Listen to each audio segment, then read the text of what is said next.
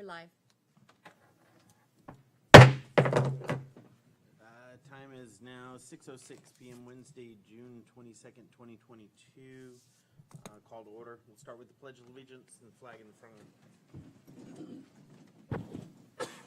I pledge allegiance to the flag of the United States of America and to the republic for which it stands, one nation, under God, indivisible, with liberty and justice for all.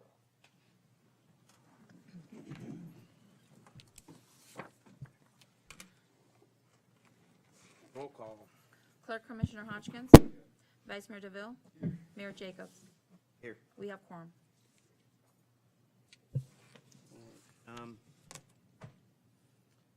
Additions, deletions, and withdrawals to the agenda.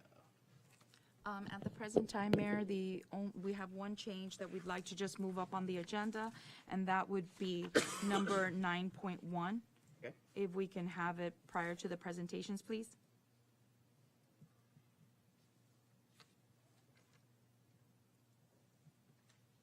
All right, and I'm going to have a 5.2. That will be Summer Park presentation.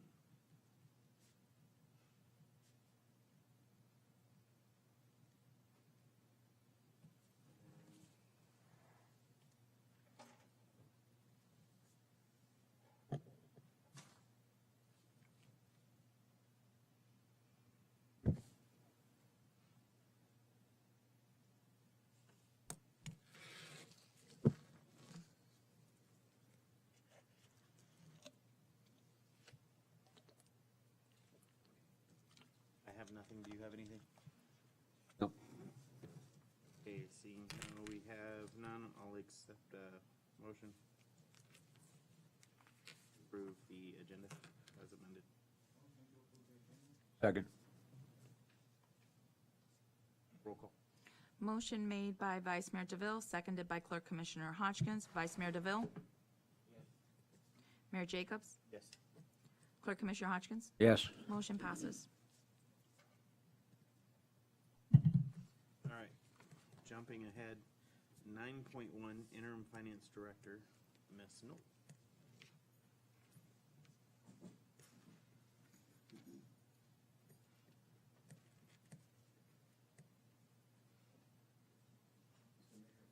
Before she starts, I do want to say that after our previous finance director's departure, Mrs.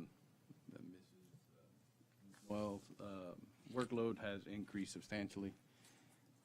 She handled it excellently. And, I'm in full support of this temporary increase. It's not only has she handled finance, but with the departure of HR, she's also now handled a lot of HR functions. So I think it's only appropriate and it's fair. Hello, Commissioner, Honorable Mayor, Vice Mayor, and Clerk Commissioner. On the agenda, pretty much I just put on there, or I'm requesting a temporary salary adjustment based on our personnel policy. Employees, when promoted to another position or a higher position, they can get a 10% increase.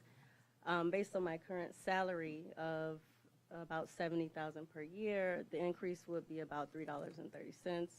JC has since given me a 5% increase. But given the responsibilities I've had to endure over the past about 3 months, I just feel like I wanted to do a temporary increase. The lower end of the position as Budget and Finance Director is $86,000. The higher end is $126,000. I'm requesting $95,000 because not only am I handling my own responsibilities, I've taken on the responsibilities of that position as well, which would be in a sense about $11.75 increase. $11.75 increase on top of my current hourly rate until the Budget and Finance Director begins. Then I'll just go back to my current salary. You want to go back lower? I might. I'm always up for negotiations on that. I don't see an issue with this. And I think we should consider back pay to when she started working as the interim until such time we have a finance director. So that back pay would amount to approximately, maybe $5,000 approximately. I'd say Rough. right around that. Yeah. Anyone have any questions, comments? All right, so I will entertain a motion. No, no motions. Oh, sorry. I will This- move this to Consent. consent Perfect. with the stipulation of back pay to when she took over that role, effective until the new finance director starts. Okay. Back to her current salary. Okay. Done. Okay, thank you, Commissioner.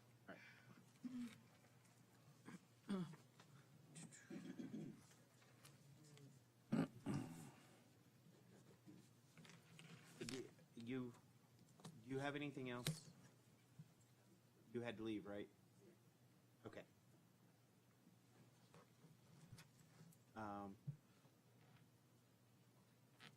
JC, you're taking over the rest of the finance department? Yeah, there's only one more item. 9.2? Yeah, and it's Okay. just, there's going to be a resolution for the millage rate at the next meeting. Okay.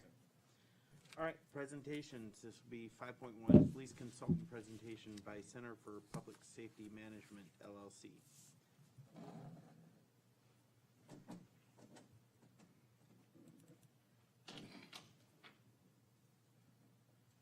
Well, good evening, Mayor, Vice Mayor, Council Member, and I'm sorry. Town clerk. I'm sorry. Before you begin, okay, you have it on your hand. I apologize. Go ahead. okay. Just making sure. And also members of our audience. My name is Dr. Carol Razor-Cordero. I'm from the Center of Public Safety Management. We're located in Washington, D.C., and we provide technical assistance to the International City and County Management Association. And as you know, your city hired us to take a look at establishing your police department and your staffing levels and to look at the costs. So I know that each one of you received our full report. What I did is I picked out some highlights that I think are the most important, and that's the staffing issue as well as the costs for it. And just to tell you a little bit about the Center for Public Safety Management, we've done over 300 of these studies throughout the United States, and to help out different agencies. Just last night, I got back from a large department in California, working with them. And it's been a pleasure to be able to work with your town. So when we took on this project, we really looked at two research questions that you were interested in. One is, what are the staffing needs for the town of Pembroke Park to fund their police department? And then also, too, what are the cost estimates for operating the police department that you establish in comparison to the Broward County Sheriff's Office? How we went about our study is we look in areas of data analysis. And for our data analysis, we have on our team Dr. Dove Chels. He has a PhD in mathematics from Rutgers University, and he runs our data analysis section. So what he did, he pulled the data from Broward County Sheriff's Office CAD system from January 1st to December 31st of 2021. And the reason why we do that in all our studies, is because we do recommendations by data driven, because that's the most accurate way of looking at staffing levels. We also looked at the documents that your city provided us, and then we took both of the data analysis and document review and made a recommendation for staffing analysis.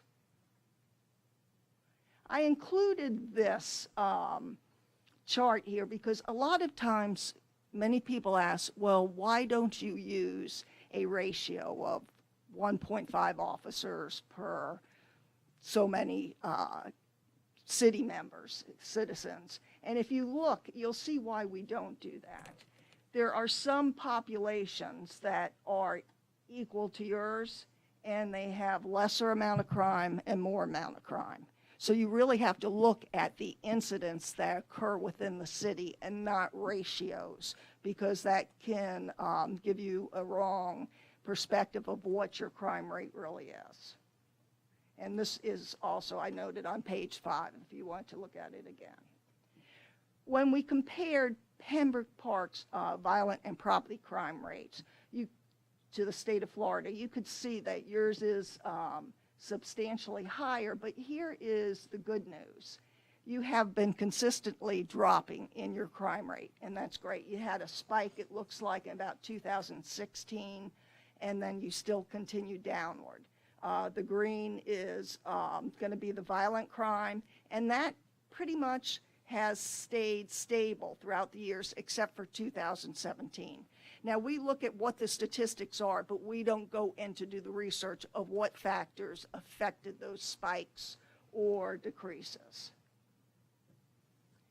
And then this gives you a look at where you benchmark against the state of Florida in crimes. And you can see, once again, Florida has gone down a little bit in crime. You all have certainly gone down quite a bit, and you're to be applauded for that. This, the amount of responding units to a call is so important to look at and to analyze, because it's going to let you know a little bit how many units are going to be needed for different types of calls. And you can see of concern is when you look at 3 or more units, you have 1,562 units that required 3 or more. So you have to factor that in when you do staffing, because you cannot have all your units out on a call and no one available at all. That can be problematic. Also, too, when you look at 2 responding units, that's 1,956 calls for service. That's a pretty hefty number, and when you combine those 2, it gives you a picture that you're going to need maybe a little bit more staffing than what you originally proposed. What we do is we look at deployment and workload. In the orange, that is your community calling in for calls for service. It's initiated by them. The blue on top of that is what we call the police initiated. That's your traffic stops, that's stopping suspicious people, that's initiating a call. Maybe they see a burglary or theft in progress. The purple on top of that is generally your administrative time. That's where they go to lunch, they write reports, bathroom breaks. The green on top of it is the patrol staffing that you have. And then the blue, the aqua, I should say, is the added patrol. And sometimes that added patrol can be a traffic unit. Maybe a department decides to do a traffic stops for speeding in neighborhoods. They send out their traffic unit for that. Where you see these spikes at 0700 and 1900, that's generally because of shift changes. There's more people logging off in the morning and a little slower logging on, which happens in almost all departments. And then you have more staffing logging on at 1900 before the first platoon logs off. So that's why you sometimes see those spikes in it. But you can see in general, they're running about 6 officers for your calls for service. This gives you a different look. This is looking at 24 hours and just looking at the deployment that they did. For total patrol, that's everything included, your traffic, your specialized units that had logins or calls for service in your town. You can see it runs 7, sometimes they have 9 on. But what's really important to look at is the basic patrol. That's telling you generally it's about 6 people that you're going to need on that shift. And that's what Broward provided for you all. When we look at workload, we like to take 2 months in the winter and 2 months in the summer and do a deep dive analysis of it. And so this slide shows the weekdays for winter of 2021. The average deployment that Broward has was 7 officers per hour. The average workload is 2.7. So another term for that is they had generally 3 officers busy during that hour. The deployment in the report, there's a section in there about the 60-40 ratios for it. And so you never want it to get as high as 60. We prefer seeing it down lower, maybe around 40%. So they average 39%, but at peak times they're working at 60%, which we really don't like to see it that high like that. Generally what happens with patrol is once they start hitting the peak SI, saturation index, then the mindset changes to, okay, I'm not going to do any self-initiated work because I have another call that's going to come to me right now. So that's why we like to keep those numbers down so that they can be self-initiative, or if there's special details that you want to do them, they have time to do that without being overstressed. And then we look at weekends of the winter.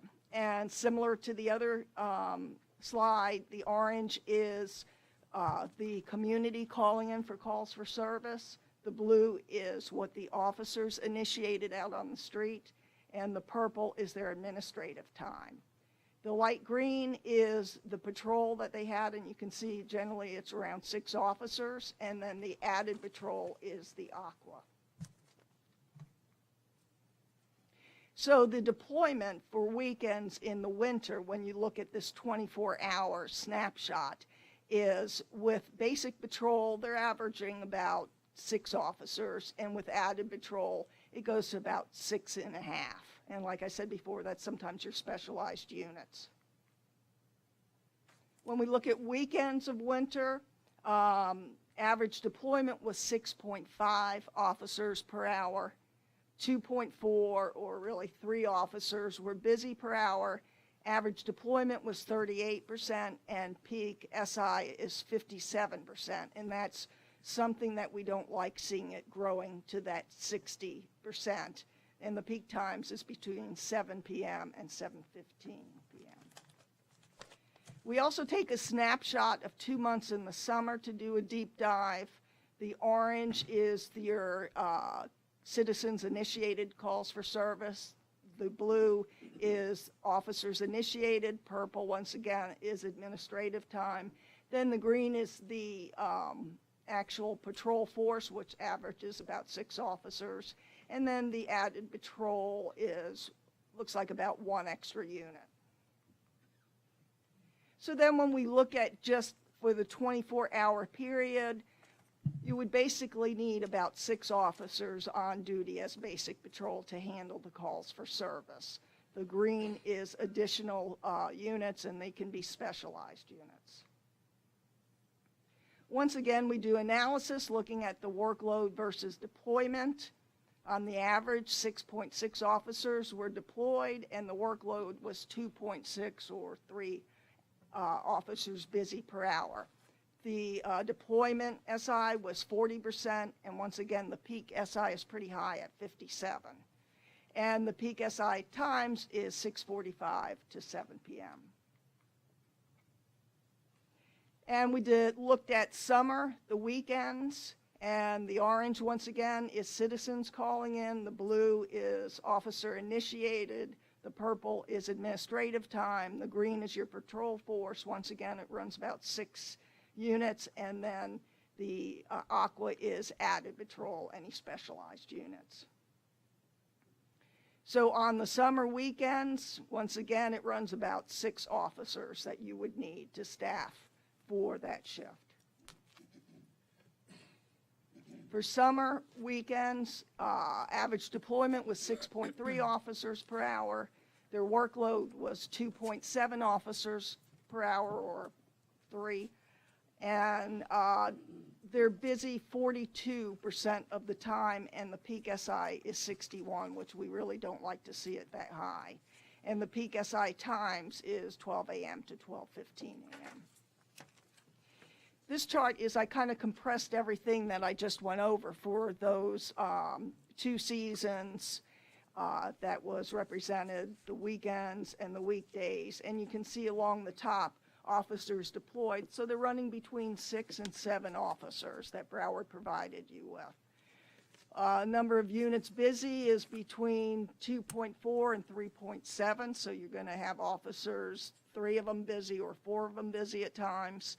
Average deployment ranged from 38% to 42%.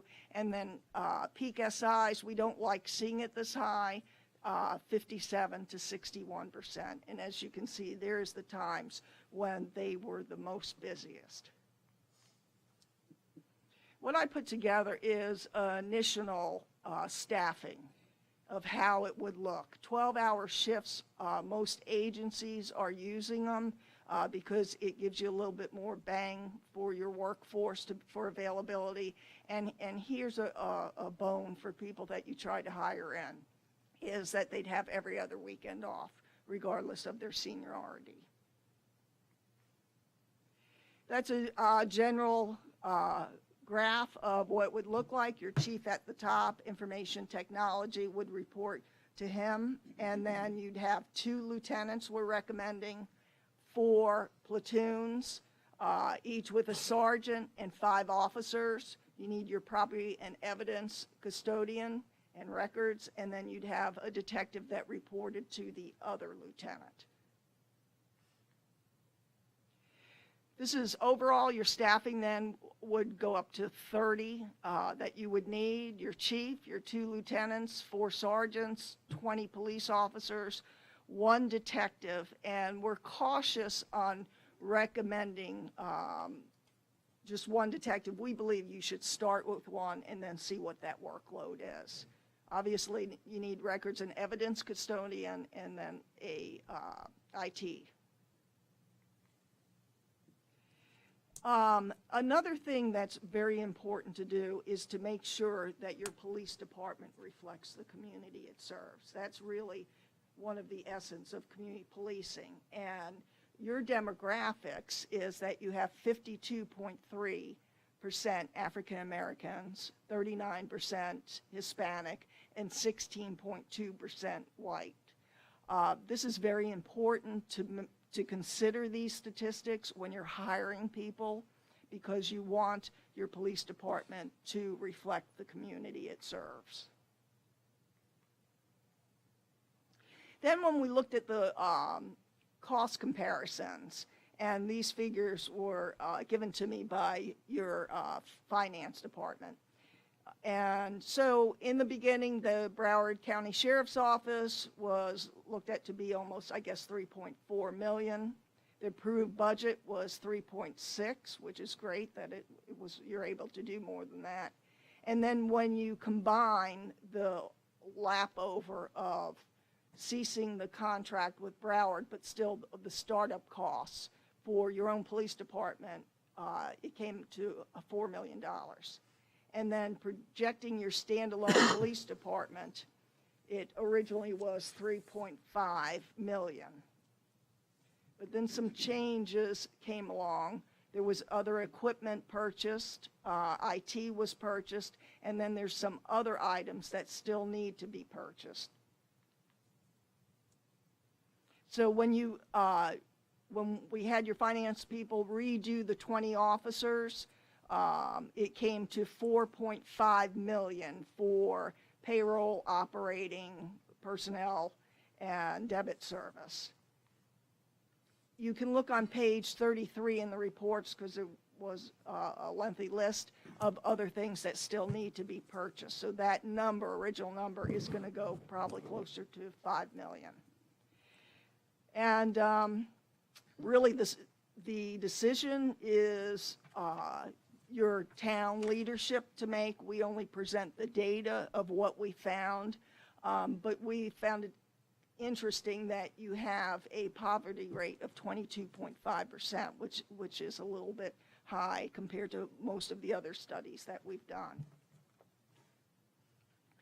So answering the research questions, I think we did. What are your staffing needs and what are the estimated costs? And then I think it's really important to look at when you make a decision like this in what direction you choose to go in. You have to consider the financial aspect and the political aspect. Financially, can your city afford putting more monetary expenditures towards having your own police department? That's a decision you would have to think about and make that call. And then the political one is, do the residents of Pembroke Park, have they had an opportunity to voice their position as to what paths are taken? Because a lot of times, what you'll see done is a referendum. It's important for the community to know what direction you're going in because it could financially impact their tax rates. And during these economic times, you know, everyone's struggling.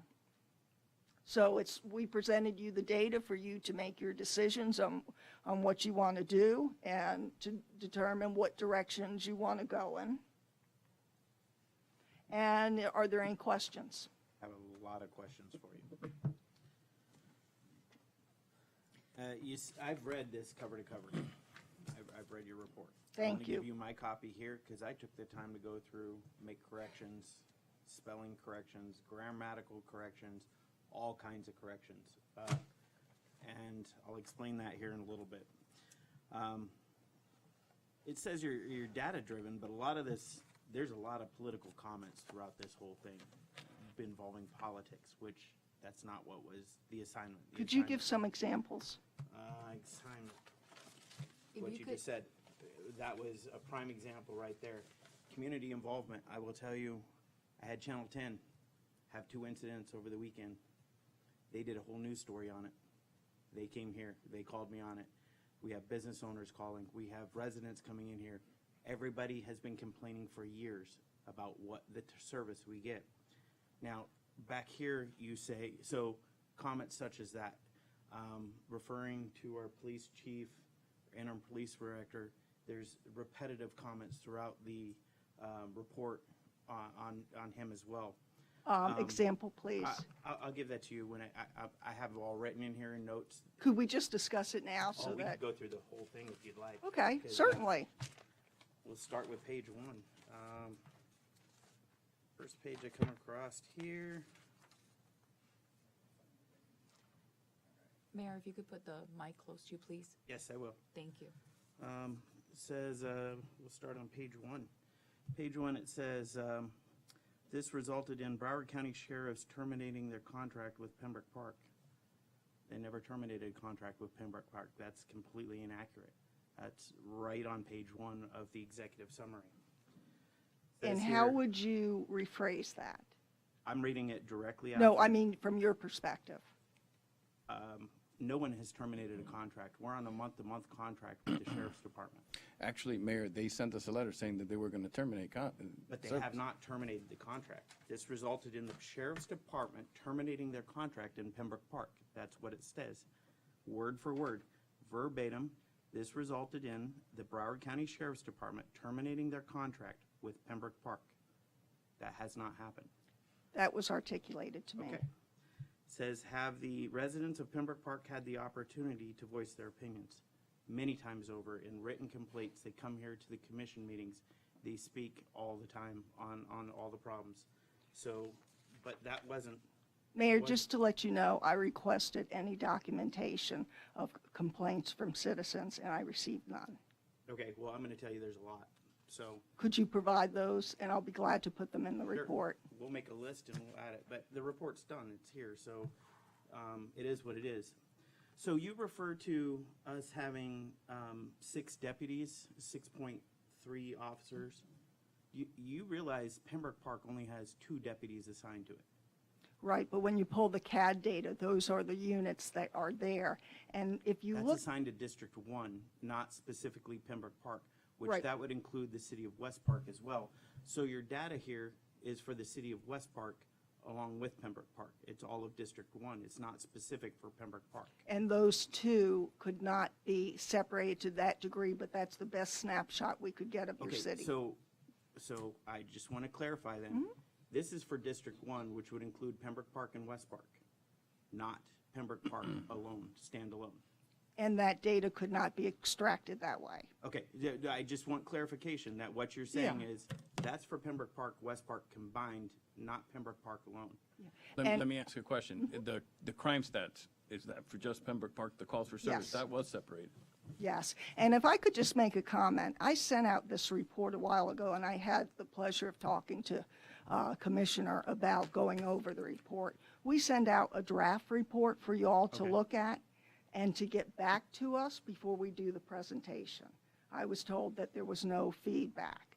In fact, we scheduled 2 Zoom meetings, and So just the I will tell you the commissioner. feedback that I gave. I said this was requested by the town manager. It was not requested by the commission.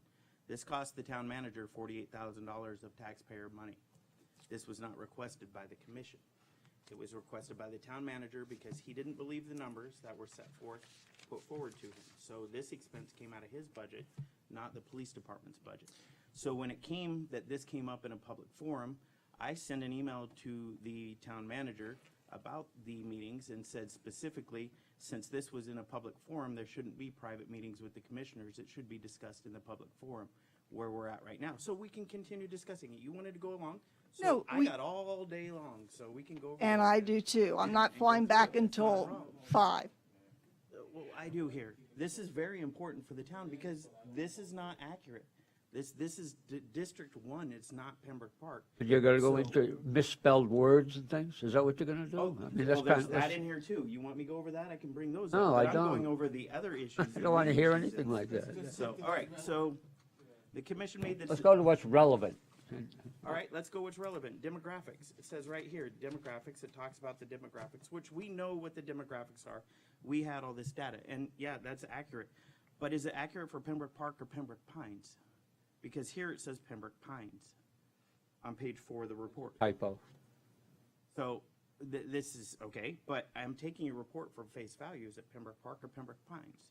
You know, so those are things I got to look at. Right. Because And I understand that, but the usual process we do with with the agencies we work is we send out a draft for you to look at so that we can even discuss it via Zoom call ahead of time, because many times there's a lack of understanding, or to share your perspective. well, I'm going to give you my And- copy here, this copy here, because I already scanned it in, so I have it digitized. And So I you just. can take this with you and you can go over it. It's Right, fine. and Mayor, So- I just want you to understand something with the Center for Public Safety Management. We have no dog in this fight. We just presented you the data for you to make that informed decision. But the data had to be specific towards Pembroke Park, not the combo of the two. That's where the issue lies. Because District 1 involves 2 cities, not just one. And so when you're saying 6.3 officers, no, we have 2 deputies assigned to our town.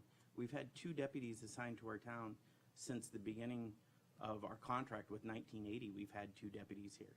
And that's it. So you're now presenting to us, and this is what I'm taking, you're presenting to us saying that we need to have, 30 officers on here, or 6.3, per shift, or that's for a town that is 1.6 miles. A tiny little town of 1.6 miles. Over policing is worse than under policing. Having officers who are bored is a really bad situation in a very small little area.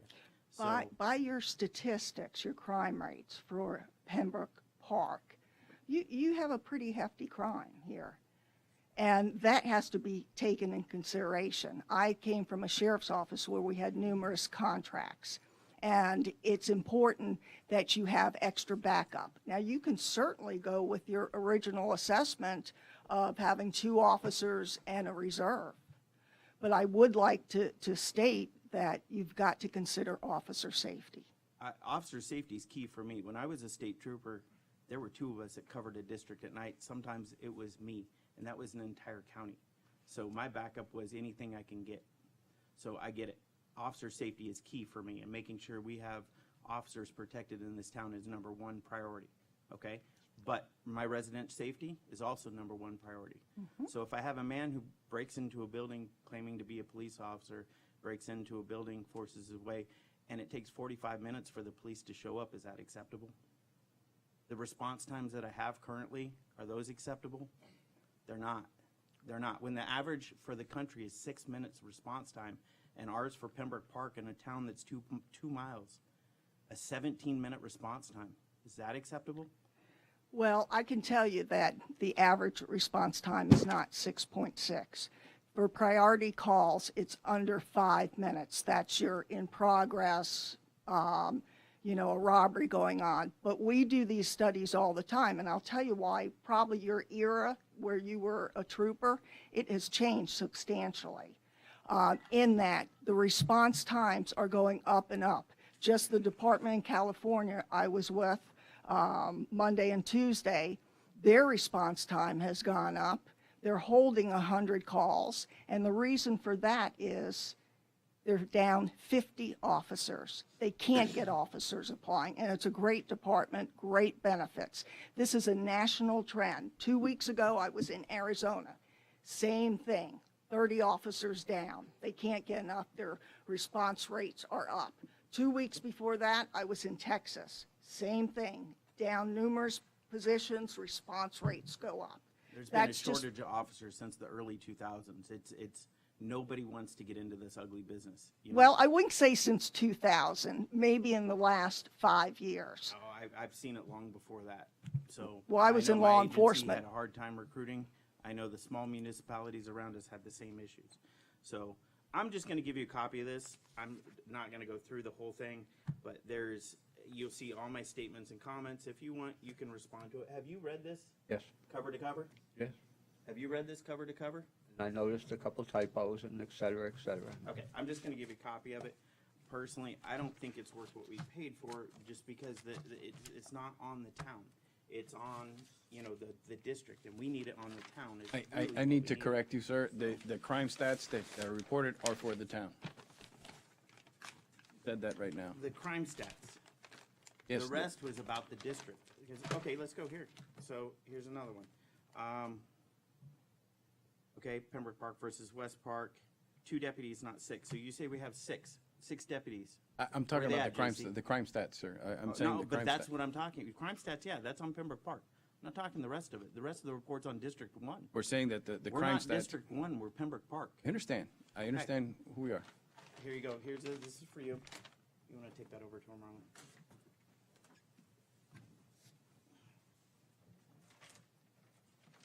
Mayor, like she said, I'm not here to argue. It's whatever the commission wants to do. I get it. We plow forward and we make it happen. And I'm glad that I can at least inform you from our perspective of what you need. And actually, I wish you the best in your future with your police department. But we have an obligation to tell you from our experiences. And I understand. What But that Here's the is. thing.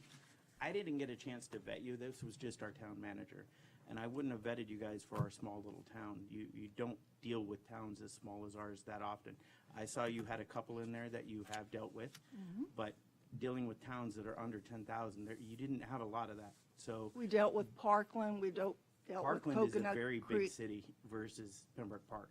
but they were under a very difficult time of whether they should Yes, they start are. their own police department or And Broward. we're And not we- going to discuss with their situation Right. here. But I what- know a lot of people involved with that. So, but I would not, you need to understand how a small municipality works. Small municipality wear a lot of hats. I worked with departments that had 5 officers, from chief to officer 5. Quartzsite PD, Arizona, where you just worked. Those guys wear a lot of hats. You work as a detective even though you're an officer working the road. And in the winter months, I think they have a small population of like 40 people, and in the winter months, I think they're topping 20,000 now out there in the desert. So they are but they rely on the sheriffs for backup. They rely on the other municipalities. Well, there's not really much around. They rely on the state trooper to show up at the one that's in the area. So, you know, I get it, but I put my notes in there so you can review them and you can look over them as well. Okay? Well, I'm sorry that you didn't have an opportunity to vet, but I must make this comment. The impression I get is that you're in a tough position already, in that, one, you should have decided to go through with your police department rather than to ask us to come in and give you the numbers that we have done this hundreds of times on. You made up your mind already, I'm going to tell you that. We voted 3 times to approve it already. Right. But we had a finance director and a town manager that keep throwing roadblocks in the way and slowing up the process. That's This has happened that's for- not quite true. I'd like to. Stop, I'm talking at the moment. You guys will wait your turn, and I'll let you speak, okay? Hold on, J.C. Ins. Okay, now I'll give you opportunity when I'm done speaking, but until I'm done, no one talks. And when you talk, no one will talk, all right? We'll keep this. Raise your hand. If we have to do this grade school style, raise your hand. I don't mind doing it that way. So, where was I?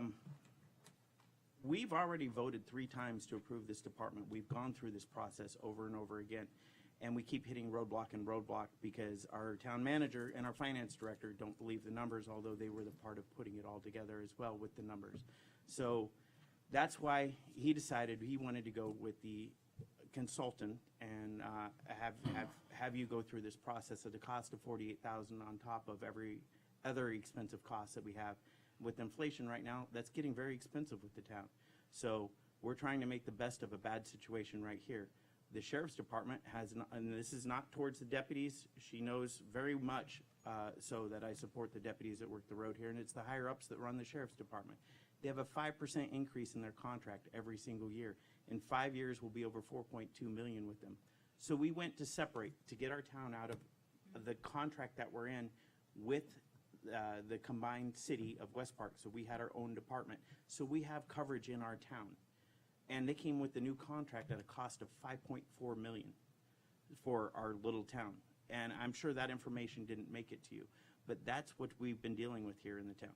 They wanted their own, the sheriff's department wants their own separate contract at 5.4 million for this little town. And it's exactly what you're proposing, you know, 49, a department of 49 is what they want, you know, from officer on up. So 5.4 million isn't in the budget. We're already paying with the sheriff's department, with the sheriff's department for police and fire currently, we're paying over 100% of our ad valorem tax when it should be around 50 to 60% for police and fire services. But it's not just us, it's everywhere. The inflation is killing these small municipalities, and everyone's just trying to keep their head above water right now. So while I do appreciate it, but this doesn't give us the perspective on Pembroke Park, specifically Pembroke Park without West Park in it. And I understand what you're saying, you can't separate out the two, you know, but we're a completely different municipality than West Park. We have a completely different build than West Park. We're half industrial, quarter commercial, quarter residential. Their majority is residential. I think it's like 80% residential, 20% commercial. You know, they have a completely different city than we have, you know, but we're combined into District 1 because the sheriff's department in 2005 wanted us, when they created their city, wanted us to have a joint contract, said it would be cheaper. So between the two of us, we pay $8.5 million a year for police services. They're paying $5 million and we're paying $3.5 on a combined contract of $8.5 million per year.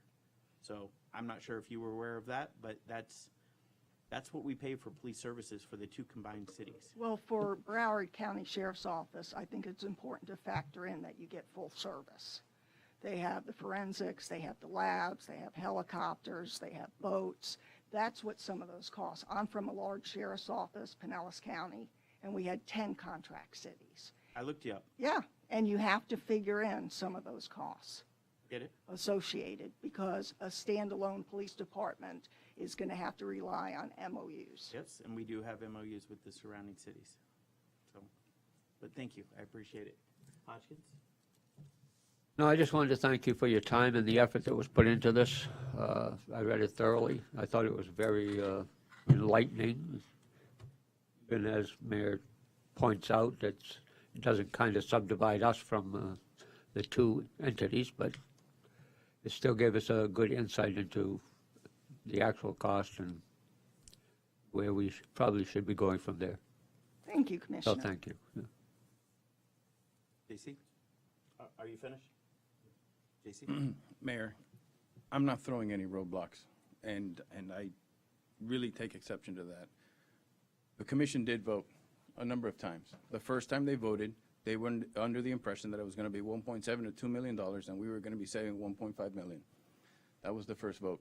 The second vote was $2.7 million. The third vote was $3 million. Once, and from within their own department, the previous two employees that he had, Rob Waymeyer and Deborah White, they were questioning the staffing levels. That's why I raised the question, because if we proceeded and we didn't have the answers, I was afraid that it could lead to big problems for the town. But you should have given us the opportunity to work that out. I had a duty to do this. I'm not throwing roadblocks. All I've ever wanted, and you can go back to the beginning, I just want to know what it's going to cost. And that's what I've always done, and that's what I will always continue to do, to make sure that the commission has all the information to make an educated decision. That's it. At this point in time, JC, we have spent $1,288,300 to this date. Yeah, around that amount, yes. Well, you and I were gonna have to agree to disagree on that, so, and we'll discuss it again later. Sure. All right. Do you have anything?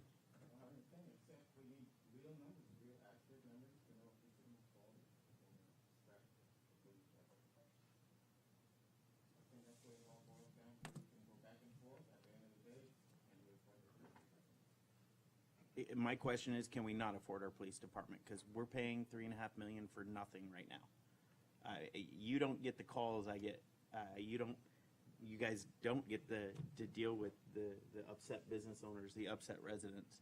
And I did step forward a couple weeks ago and told the town manager, the town clerk, and our assistant that anything that comes in your guys' districts is your responsibility to deal with and handle, because the calls keep coming to me, and I can't take on this whole city by myself.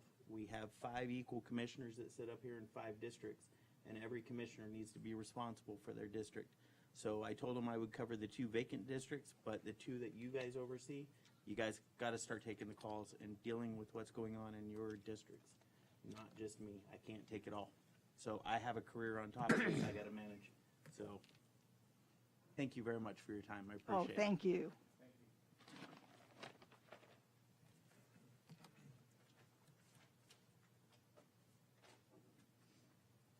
All right, 5.2 will be Pembroke Park ED's presentation.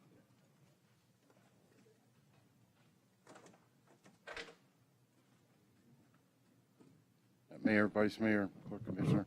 I'll be brief. Kind of stole my thunder. I didn't try to steal anyone's That's all thunder good.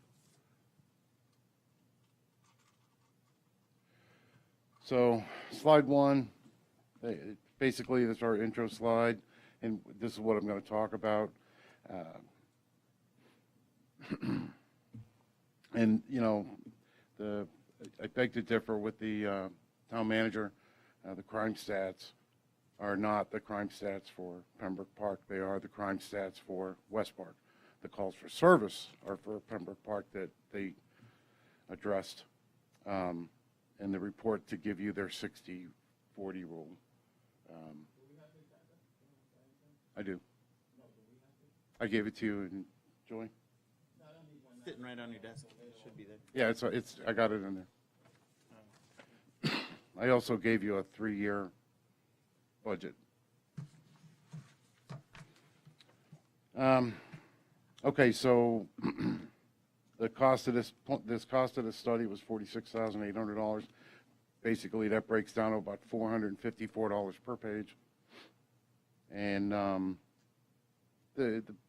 you know, page for instance, on page 19 to 26 are the same pages as page 7 and 8. And so there's, you know, and if Commissioner Hodgkins, as he pointed out, there are some typos, etc. And this was professionally edited. But let's move on.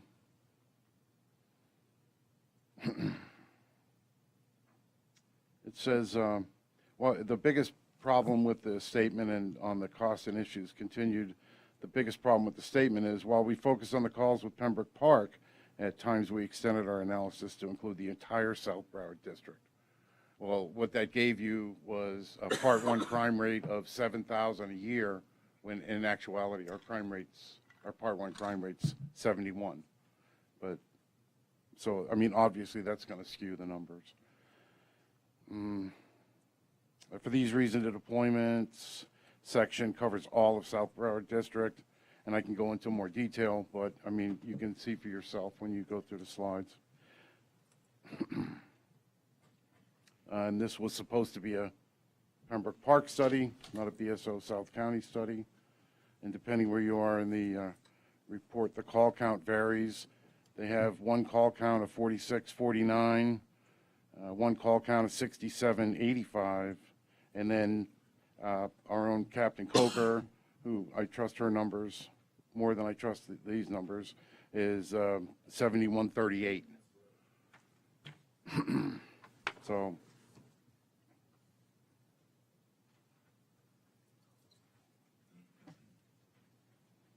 the two questions were the staffing needs, and given those needs, what's the cost and the compensation or the comparison to the BSO contract? They came to a staffing level, but no real comparison to the current contract. So basically, they gave you what we're doing right now with a combined contract with BSO, West Park and Pembroke Park, 6 deputies and 1 sergeant. They also indicated that Pembroke Park has the 3rd highest crime rate among similar sized cities. I use the town of Medley.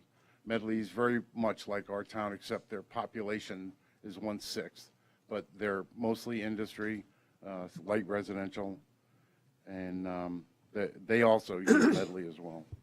The UCR data shows poor clearance rates. The clearance rates, you know, they're not, I mean, the auto theft clearance rates are really, really good. But what is that unit the BSO has? The Viper unit. So out of 14 auto thefts, they solve 6 of them. But the other clearance rates, they're not really good at all. And that's what you're paying for. So, and then the calls for service response times. In the winter, it's averaging 16 minutes. In the summer, it's 20 minutes. And, you know, I will give it to Dr. Carroll because she does these studies all the time. She says the average is 5 minutes. Or, no, what did she say? It was going up. It's not 6 minutes anymore, it's going up. So. She said 5.7 is what I know for a municipality, the response rate should be much lower than for a sheriff's office because of the larger area that they have to deal with. And then, of course, we can talk about a local business this month with a burglary in progress, and our mayor had to go out there and rattle the doors. Okay, this is on the next slide, 7.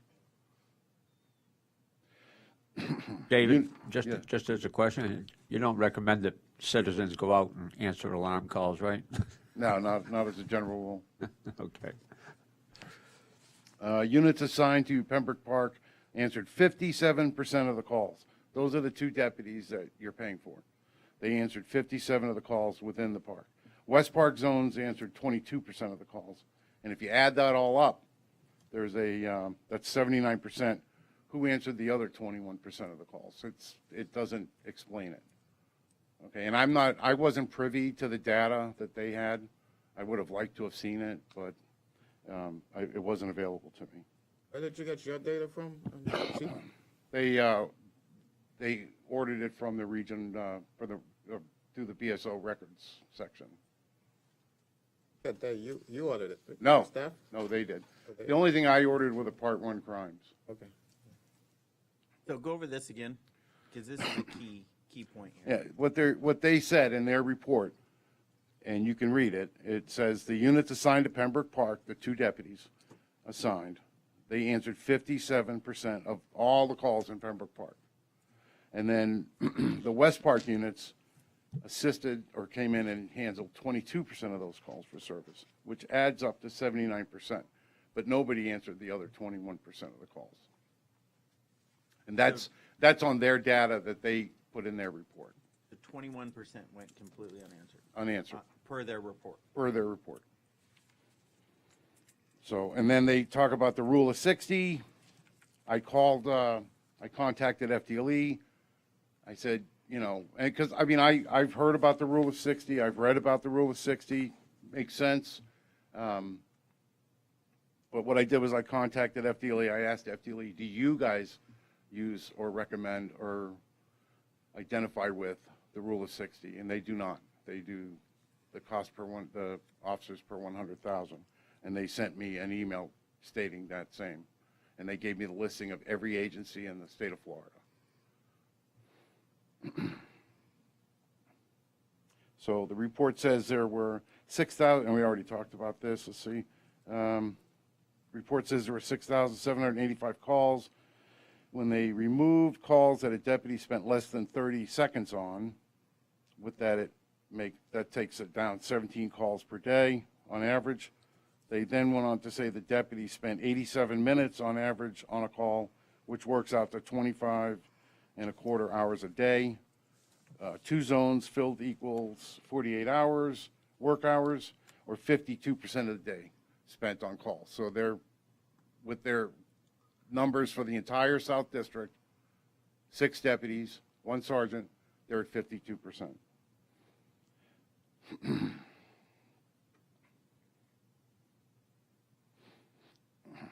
5 officers and a sergeant, 6 people per shift.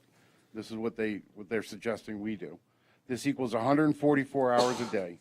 Even if you took out the sergeant, saying they took no calls, that's 5 hours a shift, 5 officers per shift, or 120 work hours a day. Based on the call for service, this would equal 21% of the time. This is where you talked about over-policing.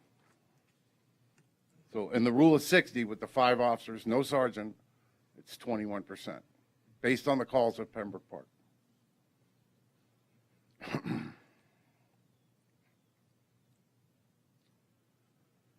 So hypothetically speaking, and for security reasons, if we had 3 officers and a sergeant, this would be 96 work hours per day. If you took out the sergeant and they answered no calls, which will not happen, that leaves 72 hours per day, or 35% saturation based on the rule of 60. These are their numbers. Just we're plugging in our people. So most LE agencies, and I already kind of jumped the gun, most LE agencies use the Bureau of Justice Statistics, and the average rates of officers per 1,000 population is 2.1 per 1,000. Our population, or permanent residents, of 6,720, based on the last census. In the winter, it goes to about 13,400. So you add the 2 and divide them in half, and that totals 10,074. Then multiply that times 2.1 sworn officers, and equals 21. Shift deployments will not be shared in a public forum for security reasons, so I'm not going to go into any more detail than that.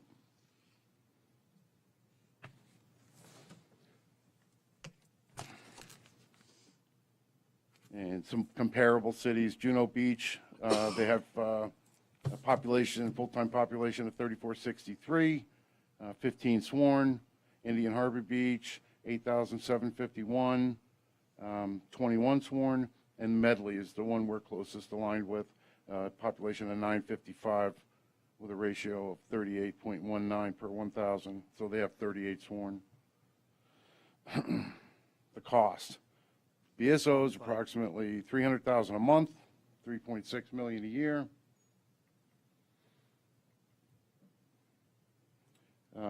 CFPSM suggests 28 sworn, 3 civilians, approximately $4.6 million. Our suggestion is 21 sworn, 3 civilians, approximately $3.75 million, which includes the startup loan repayment. Remove that, and it's $3.4 million. That loan, I don't know who put that loan in there, because it's not my loan. It belongs to our town manager. It belongs to the town. Right. I meant to say that. I apologize. Grants, although we depend on grants to fund us, we can't depend on them to fund us forever. A wise finance department can set up a reserve account so that when grants are lean, there are plenty of funds. Currently at BSO, they got a grant recently for an overtime thing. They can talk about it if they'd like, a traffic enforcement thing at construction sites. previously to that, last year they got grants for bulletproof vests. I mean, it's all normal stuff. The year before that, I think in 2019, they got a 1.9 million grant from the Department of Justice for Pembroke Park. David, assuming you get no grants, you'll be able to float everything? Floating it now, Commissioner. Coming in less than, you're still gonna have to pay the loan back. I mean, I tried to give it to the building department, they wouldn't take it. So, I'm sorry. Why not? This has been going on long enough. If we're not gonna do it, let's just stop now and not do it. I mean, but we can't keep covering the same ground every month after month. I'm hiring people are leaving their jobs, they have families to take care of. When questions come up in the commission meeting, are we still gonna do this police department? There's people watching the YouTube as this thing is live, because there's other entities involved here. It's not just Pembroke Park anymore. You got Broward County involved, you got the state of Florida involved, federal government's involved, everybody's involved. There's a lot of players to get this thing up and running. It ain't just me. Let me ask you something. Have you ever looked at the past police department that was here before? There was one here Yeah, before. the chief got arrested in Missouri for armed robbery. I didn't know that. But, Yeah. but we had one here before, and it ended up shutting down. Yeah, that was 1980. Did you? Yes, I know. 1979. Did you look into why that happened? Well, they had 35 policemen, and the town was even smaller than it is now. And I grew up here, so I'm telling you, there was nothing out here in 1979. So, no, Yeah, I don't know why it just probably made economical sense, Yeah, it was a- farmland. Yeah, it was all nurseries, et cetera. But it's not nurseries anymore. It's not just nurseries. You have a town with crime. Yeah, thank God. Thank God we got a town, I mean. So we just, So you're we saying just need to move it. 3 can you go back a slide? Never mind, I got it right here. Yeah. 3.497 right now without the loan. With the loan in it, the loan repayment for the town's loan is $276,000 a year. So we're at 3.49. So with the current, Christian left, JC, what's the current amount for the sheriff's department? Just It's 3.4. I just used 3.4. 3.4, and we have a 5% increase every single year on that, which this year is 170 plus 3.4. It keeps going up. So after 5 years, we're over 4.2. You keep doing the math on it. I've done it multiple times over and over again. So in 5 years with the sheriff's department, with their automatic increase, it keeps going up. It's going and going and going. And we have, again, 21% of calls unanswered.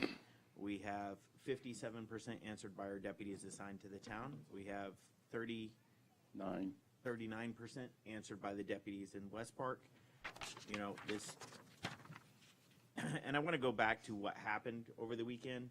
I was driving home and a business owner called, and his alarm had gone off. It had been an hour and BSO hadn't responded. And so I drove by to see if his doors had been broken in, and they weren't. And I called him and let him know. That wasn't anything out of the ordinary. He was very upset that the sheriff's department hadn't responded yet. And that just went down a path that kept continuing for the weekend with I spoke with Sheriff Coker, and he said they responded within 20 minutes. yeah, well, that's not what I got from the business owner. So Well, he wasn't here, right? He was out of town or something? He called you? he called me from his house. Oh, I thought he said he was out of town. No, he called me from his house.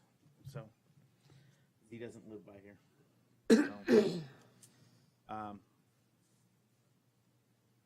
but the key point is here that this was District 1 data. This wasn't Pembroke Park data. And that's for the majority of the information. And that's what bothers me most about this report, because that's not what we paid for. We paid for Pembroke Park data. Well, we can dispute that. With Chief, them. Yes. Hold on. I agree with you. We don't need 6 officers because we currently have 2. No, 3. We Three currently have officers and a sergeant. No, currently with BSO. Oh, we have two. Right. So, my question to you is, what happens, for example, BSO, they have the resources, they have the manpower to call for backup if necessary. So what's your plan if Well, we have yeah. an incident that requires 3 or more officers? You know, I came from a rather large agency, largest municipality in Palm Beach, and I had, you know, a lot of officers on, and we ran out of officers as well. So when that happened, you know, we would call, request assistance from other agencies, and, you know, if they were able, they helped. So, and if, you know, there's going to be a time where, you know, a BSO deputy's in West Park, and they're going to need help, and we're going to be the closest unit. And we're going. I mean, there's no question about that. So it's only if they can, though, right? It's not guaranteed that we'll get the help requested unless they're available. No, I mean, if they need, you know, if they need somebody fingerprinted on the scene or something, and we're close, we're going to go. I think you guys are having two different conversations. Yeah. He's talking about here, you're talking about there. I'm talking about us if we need the assistance. Oh, yeah, well, I would hope they'd come, but I can't make them come. I can't imagine any scenario where an officer wouldn't come help another officer who needs help. They don't like us. I'm sorry? They might not like us. Yeah. So that's the plan. We just request Yeah, we're gonna, whoever's in the area. we're trying to get the MOUs signed by the sheriff's office. We haven't been very successful yet. I'm not sure why. Maybe they're waiting for us to get up and running or whatever. But I've reached out to FDLE as well for help with shootings. If the SO doesn't want, I mean, they do everybody else's in the county. So I don't know why they wouldn't do ours. But if they don't want to, I mean, I don't want them to. They don't want to. So we'll use FDLE. You do know I'm talking about strictly manpower, like getting Right. assistance from. Well, those are the times you'd need assistance on a you know, a major incident. Right. Right.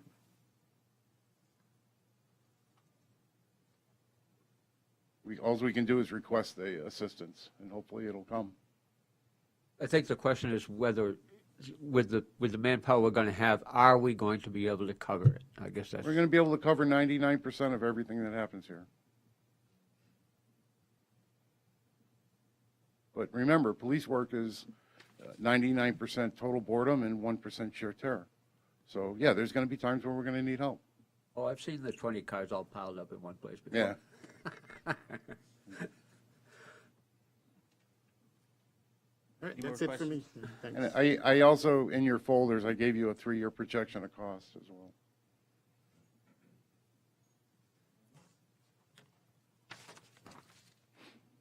Any questions? No? Questions? I have a question for you, if you don't mind, Mr. Mayor. I know that the original thing back before I was here, that it was touted that a police department could be out there for $1.5 million to $2 million tops. Now we're talking $3.5 to $4 million probably, or more. And so, how did we get so far away? Well, that information was put together by people who were not in law enforcement, people who were our public works director, and I don't know who helped him put that together, but that was all the information he had. And I can't even tell you when he put that information together. It could have been 15 years ago that they put that information together. But they had that information, and that's what the numbers were, and that's what they presented. They presented it to They you. presented it to me. So they had all this stuff and documents together, and that's how this whole thing started. I got put on here on the commission once I got elected. They made me the police commissioner, and they wanted me to look into doing this. And they said they had it all put together, which they did not. They had a bunch of stuff put together, but that was the original projected cost at the time. And maybe in 1995, when they first started trying to separate from the sheriff's department, that was the cost. But they've been trying, this town has been trying to separate from the sheriff's department. 95. You can go through the records and you can find it. 95, 97. There was a scandal, I think, in 97 or 02 with some commission stuff going on. They were looking at partnering with Hollandale Police Department back in 2002, then in 06, I believe 06. There's so much that has gone back all the way to 95 that they were discussing separating from the police sheriff's department, but no one ever did anything. They'd start putting it together and then it'd fall apart, pretty much like everything else in this town. Great ideas, zero follow through, zero commitment. This has been the history of this town. You know, things got done with certain things people wanted done that benefited them to the best, and people took advantage of this place. So it wasn't for the people. It was for everyone's selfishness. I'm tongue-tied at the moment. But everyone did things for themselves around here. Everyone was on their own plan. Those days are long gone. We're here for the city, we're here for the residents, and we're here for our staff to make it all work. So that's what I'm about, and that's why I'm here. So I'm making the best of a bad situation that I got stuck in, and I'm turning this town around from where it was. So that $1.5 million, $2 million figure was not your figures? I didn't put that together. That Okay. was all stuff put together long before I got here. So, any other questions? Ray? All right. Thank you, Chief. Mayor, if you want, you should maybe perhaps put this on, so you guys can adopt the final plan on consent or whatever All you right. want to do. You guys want to adopt the final plan on consent agenda? Final plan? This one that was just presented to you? The one from, I'm fine with that. Okay. Marlon, let's move that to consent. Chief Coker. Reports, Broward Sheriff's Department. Monthly stats. Good evening, Mayor, Commissioners, and Town Staff, Captain Stephanie Coker, Broward Sheriff's Office. First, I'd like to go over, Chief, before you start, Yes, sir. I just want to clarify, did you guys show up? Yes or no? yes, sir, we did. Karen makes, Would you like to talk about it now? We can go into it. not really. Gotta go home. Okay. So our stats for the month of May, we had a total of 675 calls for service. Accident investigations were 59, and a total of 45 citations were issued. And also for that month, we had 10 arrests. In our mobile home community, we had one residential burglary in Dell Village where a bicycle was removed. And then overall, we had a total of 16 incidents in the Part 1 crimes. And our increase was in theft of motor vehicle parts, which is going to be our catalytic converters. It's a countywide problem that's going on right now. It's a tri-county. It's all over the state. It's probably all over. But there is some precious metals within there where people get paid a lot of money when they scrap them. So a lot of people are going up there. We've made several arrests previously when we had spikes before, but there's always a new crew popping up and doing the same thing again. So that's our numbers as it results for the month of May. Those catalytic converters, they're very dangerous chemicals in those. There is chemicals in there, and my understanding too is some people use it to get high. Hey, Chief, Okay. thank you for this report. I like the way it's laid out. This Yes, sir. one's the little icons and everything on it. Yes, sir. I had a question for you. Yes. Collision on Park Road today. How do 4 vehicles go head-on like that? Speed? Yeah, you saw it too, right? Yes, I did. Speed. I did a lot of collision investigations. That was kind of wild accident. So Yeah. that intersection is just a mess. So Park, Hollandale. Thank you. No, You're more than any more welcome. questions? No. Questions? Thank you. Okay. You're more than welcome, sir. Chief Kane, Fire Department, come on up. Good evening, Mr. Mayor, Mr. Vice Mayor, and Commissioner. Battalion Chief Michael Kane, Broward Sheriff's Office. Tonight I present to you the statistics for the month of May 2022. For structure fires in the town, we had 11. For vehicle accidents, we had 50. For Fire alarms, we had 11. For medical calls, there's a typo in what I prepared for you. It's actually 131 calls for service for medical calls. And then for service calls, the number is 7. Brings us to a total of 210, which is consistent with previous months. So if you have any questions, I'd be happy to answer them. Okay. No questions. Do you have any? No, I don't have any. All right. Thank you. Have any? Thank you. Thank you. Have a good evening. Thank you.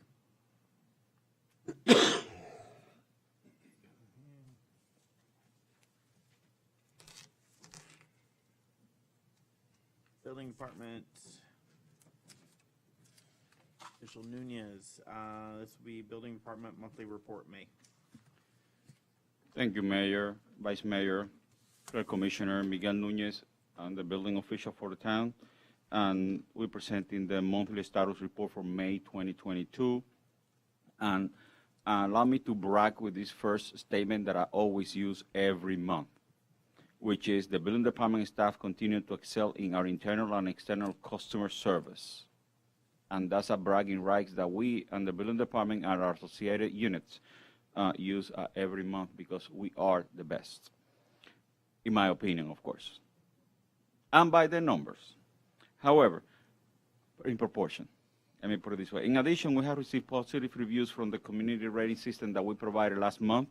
I had a conversation with the State Floodplain Manager's Office and the ISO office, and they have accepted our CRS report, and they found no deficiencies. We're just waiting for their confirmation in writing. In addition, we are in the process, as you are aware, to update the flood provisions to Chapter 10, which will allow us to go into a better rating from the CRS point, and we're just waiting for the second reading. And at that time, it will allow the property owners in flood-prone areas to be able to receive lower flood premiums rating for their benefits. And that depends on the conditions that they have in their own properties and through the insurance agency. By the numbers, on the permits issue, commercial and residential permits issued during the month of May went up. While it is cyclical, we have the permits closed inspections from counter and double permits went a little bit down. We did not have any amnesty submittal during that month, even though during the month of June, we already have received some.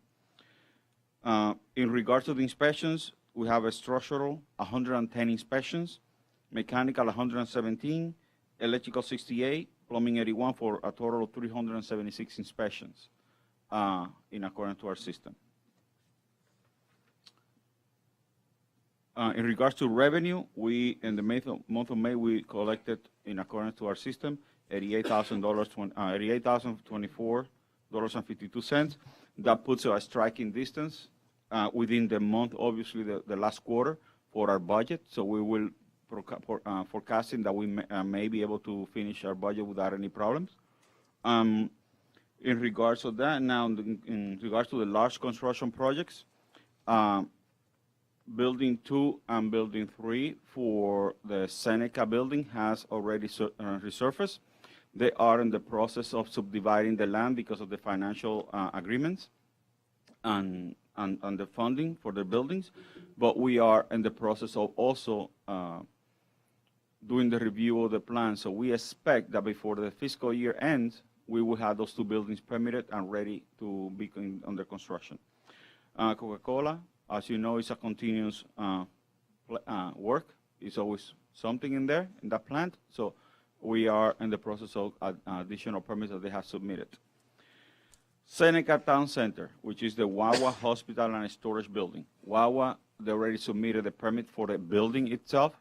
Comments were rendered. We're just waiting for their responses for the comments. We did have a conversation today, my administrative assistant Lucy and myself, with the principals of the project, and we are expected to have by mid-July the storage building being submitted to us, and at the end of July, the hospital. That's the expectations, and hopefully we'll be able to have them early next fiscal year, both buildings ready to construction. Magnolia Townhomes, those are the townhomes right here in District 4, for in 52nd Avenue. They are in the hands of Mr. Vonder, Michael V. We have a story on that, history on that. So See, they I'm aren't- not the only one who messes it up. I'm the only one all the time. He knows that, so I'm sorry, Mike. But just to let you know, this project right now is in capable hands. I think they're preparing for the planning and zoning, which once they get the planning and zoning, will be issuing the initial development permit, which they are working for the infrastructure, and then obviously going vertical with the buildings. Pembroke Plaza, we still have 3 units that have certificate of occupancy. They're working on the other ones. And one thing that I did not mention the last workshop was that the duplex that's on District 4 is the first residential building, even though it was a reconstruction, that we have on the town for 20 years? Just to let you know, 20 years. The first residential certificate of occupancy that it was issued a month and a half ago, and that's in District 4, Vice Mayor Duville's district. O'Reilly's, we're waiting for their final, hopefully the final comments response, and that will be issued as soon as they have. The only disciplines are basically structural. You can blame me for that. And car wash, we're just waiting for the final comments and the Broward County approval. After that, it will be fully approved, and they will continue. Others are under the DRC process, and others are resurfacing, which I'll bring it for the next meeting with you about other townhomes that are coming into the town. Did the car wash solve their problem with the, some kind of paperwork they were missing? I'm not aware of that, sir. Okay.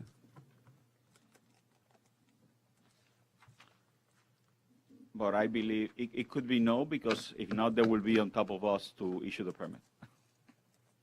But that will be up to them. I have no information.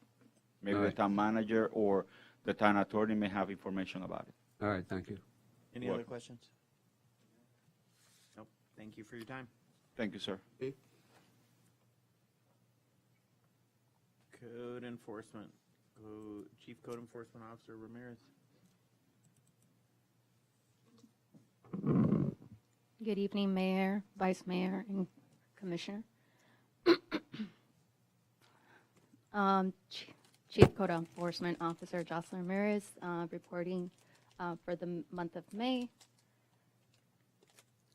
For the month of May, we had 6 code enforcement liens, 20 notice of violations, 77 formal hearings, 17 final orders, 2 amended final orders, 2 affidavit of non-compliance, 19 affidavit of compliance, and 6 order to abate fine. Special magistrate, we had one on June 15, 2022. We had 11 formal hearings. Out of those 11, 6 were dismissed. We had 11 hearing to confirm fines, 4 hearing to abate fines, and 5 hearing to extend time. And we had 18 foreclosures that were authorized by the special magistrate. Our upcoming special magistrate is on July 20 at 9 a.m. Updates. The clearing of town's right-of-way on Southwest 31st Avenue, just to give you a visual, that's what it looks like as of yesterday. You can see that they're still using Town's Road to operate their business, and they have a lot of materials, combustible materials on Town's right-of-way. According to Public Works Director Robert Clark, he says that they're scheduled tomorrow at 9 a.m. to clear that town's right-of-way. In addition, it has been sent to the Unsafe Structure Board by the building official, Miguel Nunez. However, the Unsafe Structure Board has had cancellations in their meetings. The next one is on August 17th. In addition, one of the updates is the 18 properties that were recently authorized to foreclose. Now we're moving into the phase where the foreclosing attorney, Brian Sherman, he's gonna look at these 18 properties. Out of those 18 properties, he will list which ones he's gonna recommend to the town to foreclose, and it's up to the town commission if they're gonna authorize it or not. Right now, code enforcement is looking into e-certify. We do a lot of certified mail. Right now, we do it physically where we have to get a lot of slips and put it all together. It is time consuming. So once, if we implement e-certify, it's going to save us costs on the postage, about $1.25 per mail piece. However, we might have to spend costs on the software. But that's what we collect during the special magistrate. We charge $100 administration fee, and that's part of the cost of mailing out. Another update I have for you is that currently our 2 code enforcement vehicles in the department, we installed strobe lights for the safety, of the drivers. That way, when we make a complete stop in the road, people are aware that we're making an active work call. Those are all the updates. And now moving on to the notices of violations that we had issued for May. Well, a couple of them. This is 2401 John Payne's Lions Lane. The unit is H. As you can see, this unit, the business abandoned the property, so now it's a mess. They did a tenant build out without a permit, so the property owner has been cited, and for all the mess that needs to be cleared up. And this property is 2490 Country Club Lane. They've been cited for lack of property maintenance. You can see the potholes. The curb stumps are broken. They have installed signs without permits. The roof panels require maintenance, and there's trash on the property. These are some before and after photos of compliance. This is 3181 West Helena Beach Boulevard. You can see that the parking lot, the stripes are faded. The walls were with moss, the screens were torn. Hedges needed to be installed. These are the compliance photo. They redid the whole parking lot with permits, restriped and paved. They painted the entire building, and they fixed the torn screens. The next property is 3000 West Hallandale Beach Boulevard. They had graffiti and trash all over. This is the property now. They painted over the graffiti and removed all trash. Next property is 3900 Southwest 52nd Avenue, Glenwood Court. This is also a lack of maintenance. The stop sign is to the ground, and there's potholes. This is the after. They fix the potholes and stop sign. And that's it. Any questions for me? Were they responsible for that stop sign? I thought it was. Yes. the city. Some communities have their own street signs, and they have to be responsible to upkeep them. Other questions? None. What color are the strobe lights? Strobe lights, blue and red. White and yellow, or orange. But they're very nice. So thank Blue and you. red's better. I see. Good for me. Thanks. And also illegal on a code enforcement vehicle. Mm-hmm. No No, questions. about that. No comment on that. I know where you work. Thank you. All right, have a good one. All right, we'll move on. 9.2 millage rate. Town manager. Yes, this is, just discussion. I need to put the resolution establishing the millage rate. Same. My intention is to keep the same. Keep it the same. All right, and we'll be, Marlon, we'll be setting the budget, the budget hearing dates. Yes. At that resolution? We'll be setting the millage rate with all the numbers that Kristen will provide and the dates exactly. I do want to let you know that per the June 1st estimates, our property values did go up by a modest 5%, but they went up nonetheless. Okay. You'll schedule budget meetings with the commissioners when time's appropriate? Of course. All right. 10, Police Department Interim Police Chief Howard, purchase of remainder of police fleet.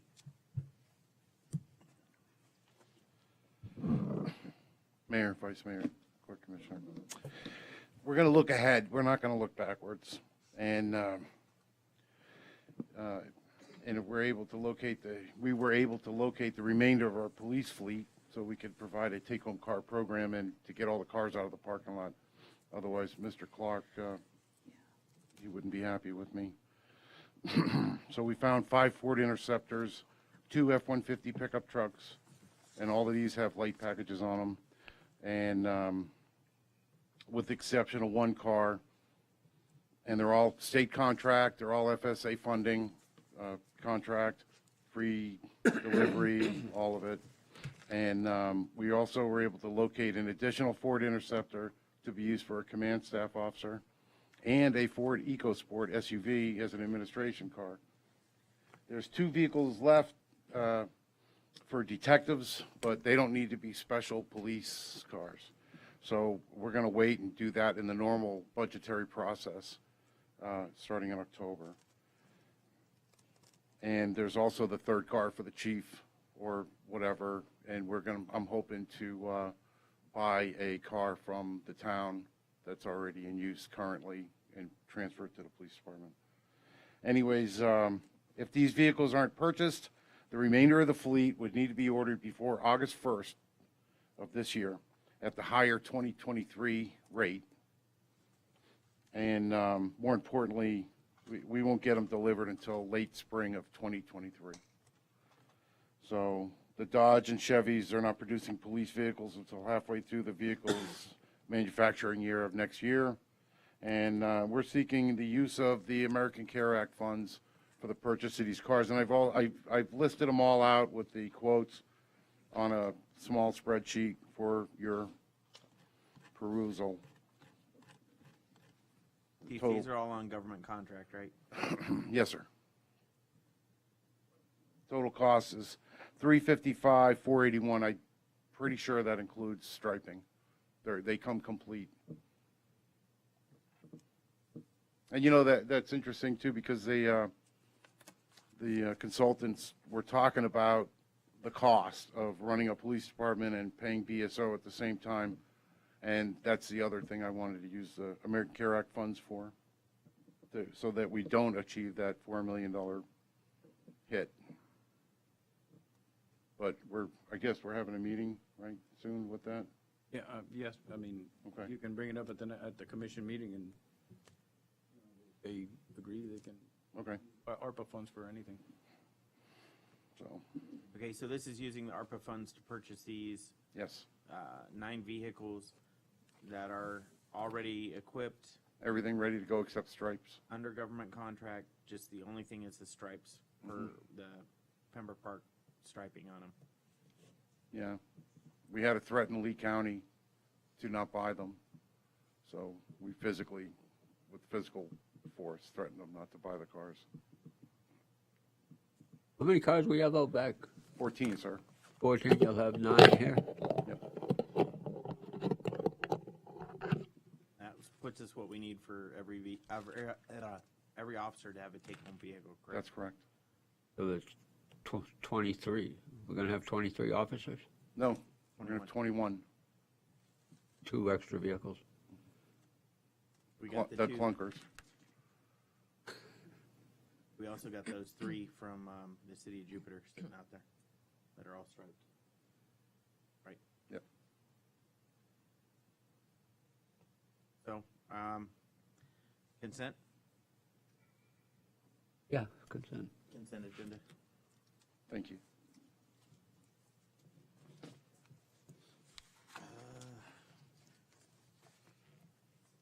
right, Michael V., you're up. Planning consultant, update. Sure. Good evening, Mayor, Commissioners. Mike Vonder Meulen with Keith. First off, I want to say thank you to the Commission for allowing us to service your needs in the Planning Department. Also want to thank your staff. They've been extremely helpful and knowledgeable in providing us history on various different projects as we go through the reviews. This is the first time I'm trying to give an update on what has been going on in the town on the planning side. So if there is anything that you would like for me to do or any information or data you'd like for us to provide, we will certainly do that. I have a quick rundown of some various different items. It's been approximately 2 months since Keith has started working as the consultant town planner. In that period, we've actually done almost 50 business tax receipt reviews. The turnaround time has been within 3 to 5 business days. We have reviewed and approved 11 of the major building permits. And I'll go into that and wrap that up a little bit later. And there are plenty more in the queue, either that have been denied or currently under review or currently under revision.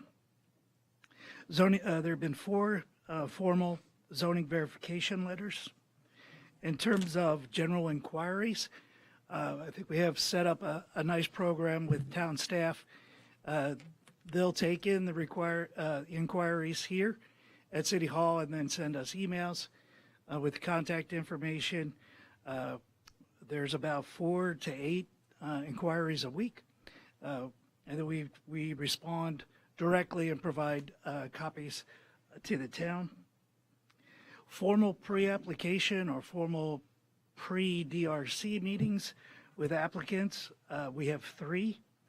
One is the nursery at 39 West Hallandale Beach Boulevard. Another one was Waste Connections. And the third was Pembroke Oaks, which is right here next to City Hall. DRC meetings. We've had 2 formal DRC meetings. Both concern the Magnolia Townhome project. They, again, are just revising their plans to get ready to go to the Planning and Zoning Board. Special projects, we've worked with processing the property rights element. We've worked with your GIS consultant in providing additional information for the GIS mapping purposes. We've assisted with special events and have created like special forms. We've also created a couple of other forms which helps our staff and helps town staff in the review. Those would be a concurrency management review form. And then we're looking at creating like a master plan application, one that would be a little bit more simplified, where you would have multiple applications just all on one page with the same legal information, ownership information, things like that. That is in a draft form, and that's something that we're working on. Pending applications or locations with preliminary discussions with applicants. One is right before we came on board, there was a lot of discussion with the Trinity Lupa. We did have one call with the applicant. However, to date, they have not resubmitted back for review of that land use plan amendment. 3201 West Hallandale Beach Boulevard, which is the old BSO office. There has been some interest. We've been speaking with a few people. The most recent one, however, backed out of either the lease or the purchase agreement that they were going to, that they were researching. We have spoken to the applicant at the northeast corner of County Line Road in Northwest 56th, and the possibility of using flex units on that property since it's zoned and land use to commercial, and there's no other surrounding commercial around that property. We've completed the review and the processing of the revisions for the Seneca Town Center, and then discussions with Revolution Soccer and their parking issues, as well as additional discussions with Seneca Commerce Center and some of their site adjustments. Lastly, of the 11 permits that we reviewed, 5 of them were new construction. And along with that new construction, our team is tasked with providing impact fee calculations. And of just those 5 permits, there is a total of just under $370,000 in town impact fees that were assessed on those 5 permits. That includes my presentation. I do have this in writing. I'll provide it to the town manager so he can distribute it to you all. Okay, what's going on with these ordinances? The 2023-003, I'm sorry, 2022-003, property rights. Yes, and everything. that's the next item. Oh, is it? I'm sorry. I jumped ahead. That's all right. So get all the good news out first and then provide you the bad news. This is just a processing error. The processing error is on me. What we did is we processed a property rights element through the town. It was properly, it was going through the proper procedures. However, at the very end, when we adopted it, I had received bad information, or I misunderstood the information from the people I relied on, that this was considered. Let's go ahead and explain. The state has 2 separate processes for comprehensive plans and land use plan amendments. One is a major and one is small scale. And because this was a mandatory element that was coming from the state, and the documentation and the requirements are less than 1 page, it was thought that that was a small scale amendment. And we were informed by the state after we submitted the documents that it was not. It was a large scale amendment. So we have been in discussions, town manager, town attorney, town clerk, to make sure that we make all the corrections. It was recommended by the state of Florida that we go ahead and rescind that ordinance. The exact same ordinance will then come back to you, hopefully at the very next meeting, at the same day that you rescind the old ordinance. We will go through the first public hearing, which is the transmittal phase. Then we have 10 days to send that to the state of Florida.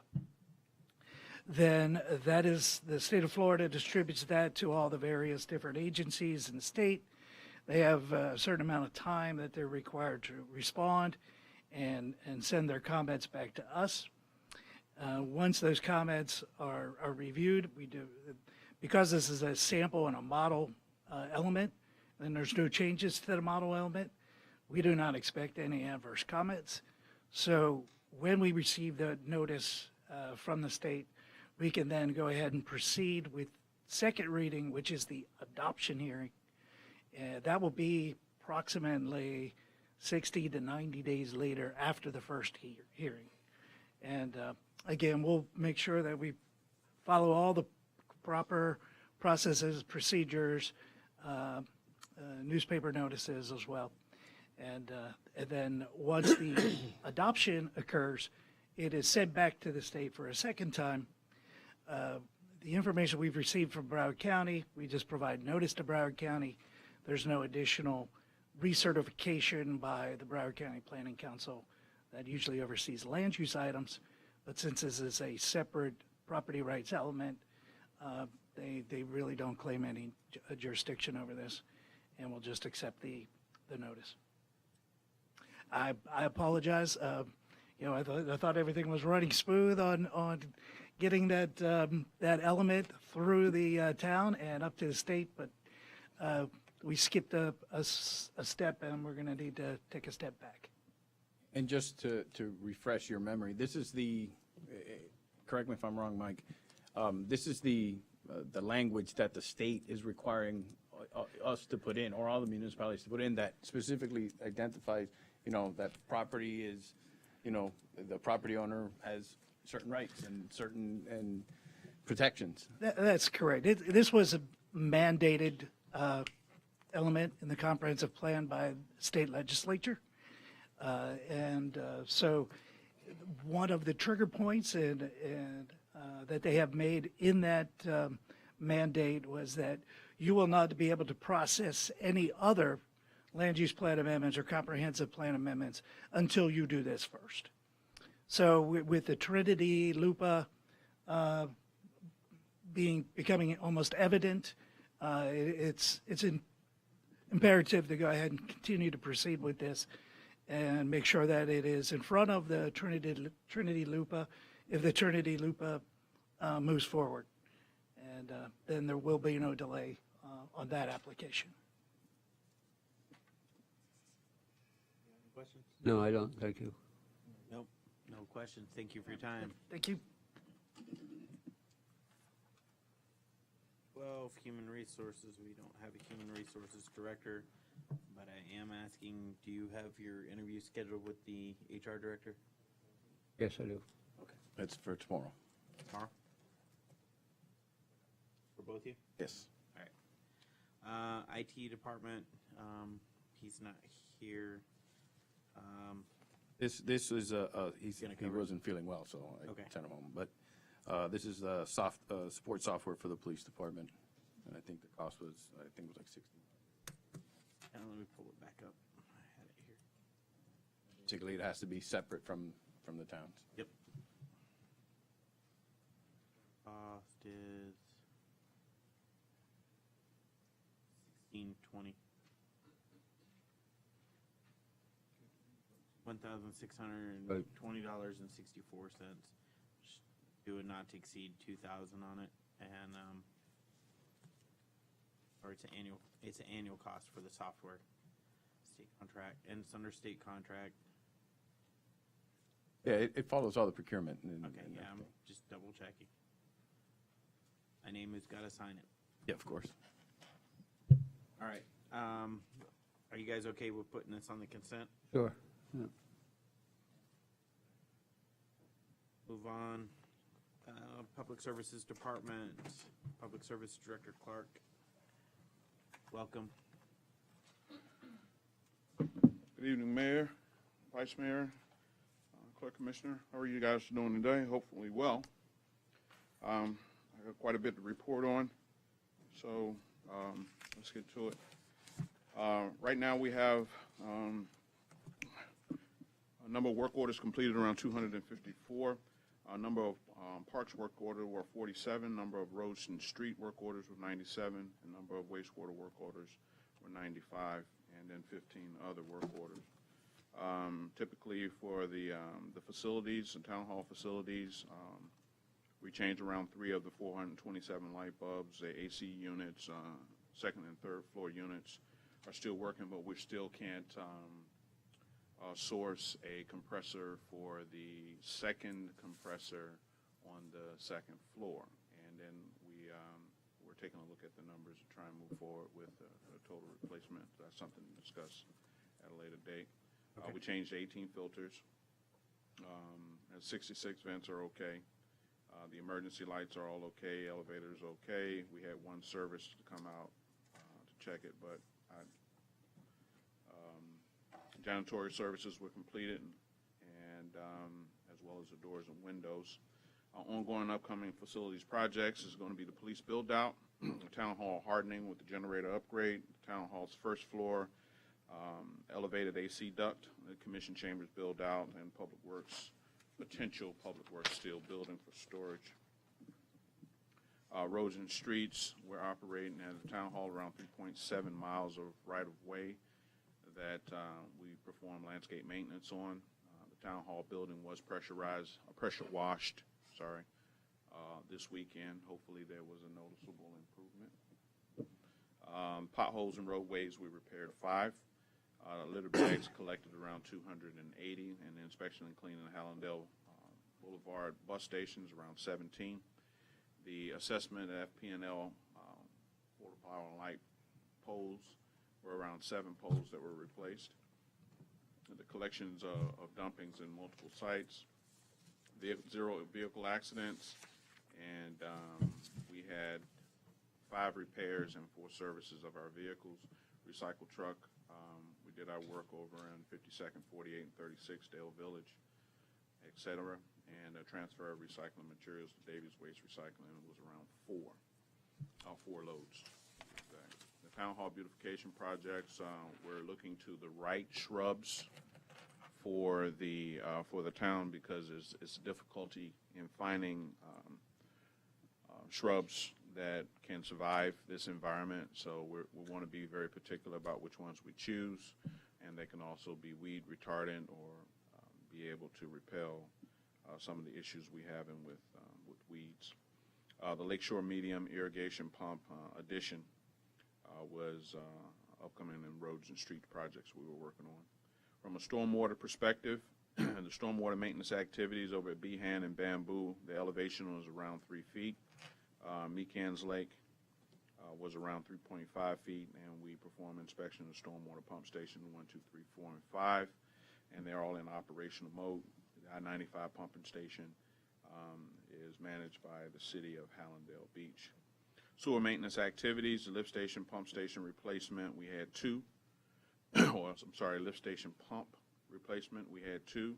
Lift station repairs, we had 5. Force main breaks and repairs, 0. Inspection and maintenance and lift station and generator, we had 28 lift stations inspected and 7 generators inspected. Just as a side note, we try to check every single lift station every single day. It don't always happen, but that's the goal. Replacement of lift station 15, that's ongoing. We're at Broward for permitting, and then hopefully once we get our permit from them, we can resubmit to our own building department and continue on with that project. It's been slow and arduous, but we're going to get it done. Service calls during business hours are around 15. For Parks and Recreation, we cut around 24.8 acres of grass, and I like to point that out to my Parks and Recs department. That's 2 guys typically that maintain all of our parks. So kudos to those guys to keep up with 24.8 acres, and then all the other stuff I have them do to assist with roads and streets and stormwater sewer. Vehicle repairs for them had 0, weed and fertilization 0, tree trim and removal 0. No repairs and inspection of the grounds equipment. We had 19 inspections and exercise equipment. We did 3 dumpster pickups. Passed all of that. We had 1 event set up, and that was the magistrate hearing, and then we had a vandalism activity that at some point I'd like to open that up for discussion. Volunteers, we had 44, and upcoming Parks and Rec projects are the 47-year CDBG, safety improvement, the Behan Park building, and the magistrate's hearing. As it stands now, we're performing some permanent inspections. So plan reviews, we had around 46, around 21 inspections, no impact fee reviews or pre-construction meetings. False alarms, we had around 10 violations and 25 warnings, and ongoing grant projects that we're working on at 25th Street, drainage improvement, John P. Lyons drainage improvement, the wind retrofit, and that's for our windows here in the building, and the generator FP&L, we talked about that, FERDAP Ryan Park Trail picnic facility, and the 47-year CDBG. That is a bid solicitation set up for July 7th. And for the roof retrofit, there's a bid solicitation set up for July 14th. Other projects, we have a critical assessment vulnerability assessment that we're trying to put in place, and should be some documents headed your way soon for that, as well as the stormwater master plan, the wastewater master plan, and the telemetry and SCADA vulnerability assessment that we're looking at. That completes my report for the Public Services Department. Do you have any questions, John? I don't have any questions here. No, thank I you. do have a question about the sinkhole on 52nd. Yes, sir. You know, what's the, like, So- what caused it? Because we did that, we we repaired fixed it it. about a year ago. Yeah, I found that out. I'm working with the Deputy Public Services Director, but we did in fact bring out an outside party to do some scanning, and we have a preliminary determination. I wouldn't want to announce it now until I have some facts in play, but it does look like it is a re-injury into the same location. But thank you for Mr. Manager pointing out in my attention, because I drove past it 100 times and never paid attention to it because I go home from that way. But he told me that, hey, a repair was done. You need to get out there and investigate it. And we made that happen in short order. But we're in the preliminary phase, so I don't want to say what it is or anything like that. Ground penetrating radar demonstrate that there is a problem in that area, and it links or it points to a re-injury. Past that, I really don't know. We have to. If it's the same repair, do you know if we have any sort of warranty or anything So, in place for them to come back and do it for free? Yeah. So that would be the goal, is to pursue a warranty on it if it's less than a year, but that would be something that the deputy and I would have to pursue with the contractor and see if we can make them adhere. We haven't had a chance to speak to the attorney, the town attorney, to see what our recourse is for that repair. But when she comes back, then we'll sit with her and find out what it is. But that's, to answer your question, that's what I'll be pursuing, some sort of warranty or guarantee, or split costs or something. Speaking of things caving in, did you remember the one you showed me over in the park where I live, over in Bamboo, where it was sinking right there by the lake? Yes, sir. So where it was an issue, we repaired that immediately. I had my Rosen Street guys come and cut that out, and then we have to send out the necessary inspection. But we don't identify that as an issue as of yet when it comes to infrastructure. But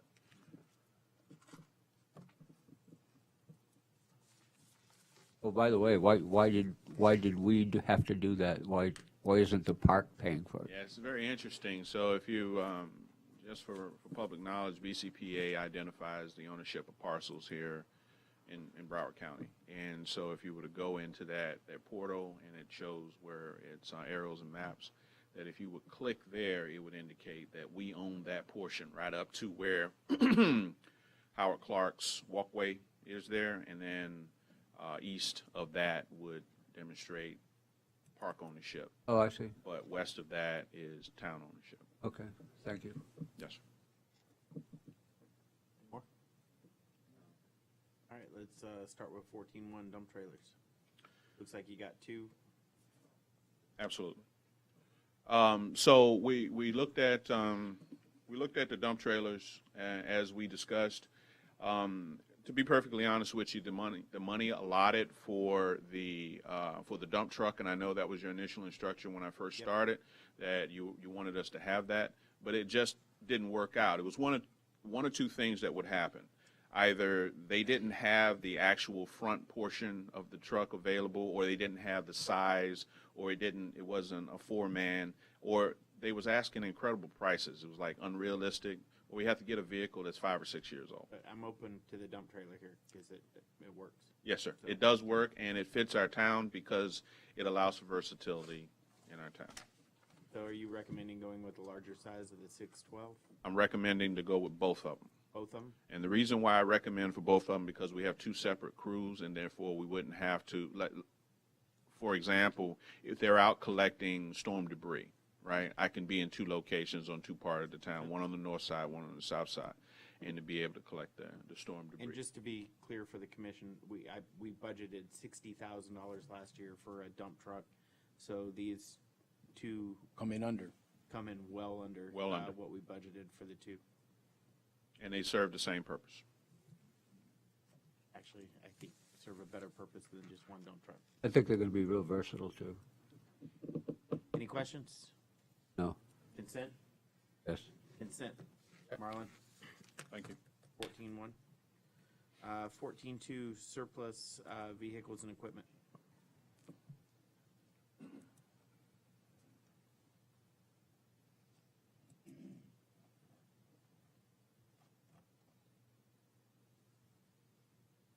Okay, as it stands now, there are two vehicles, two trucks and a trailer where we are, and this is just the beginning. To be perfectly honest with you, we need to take a look at a couple other vehicles.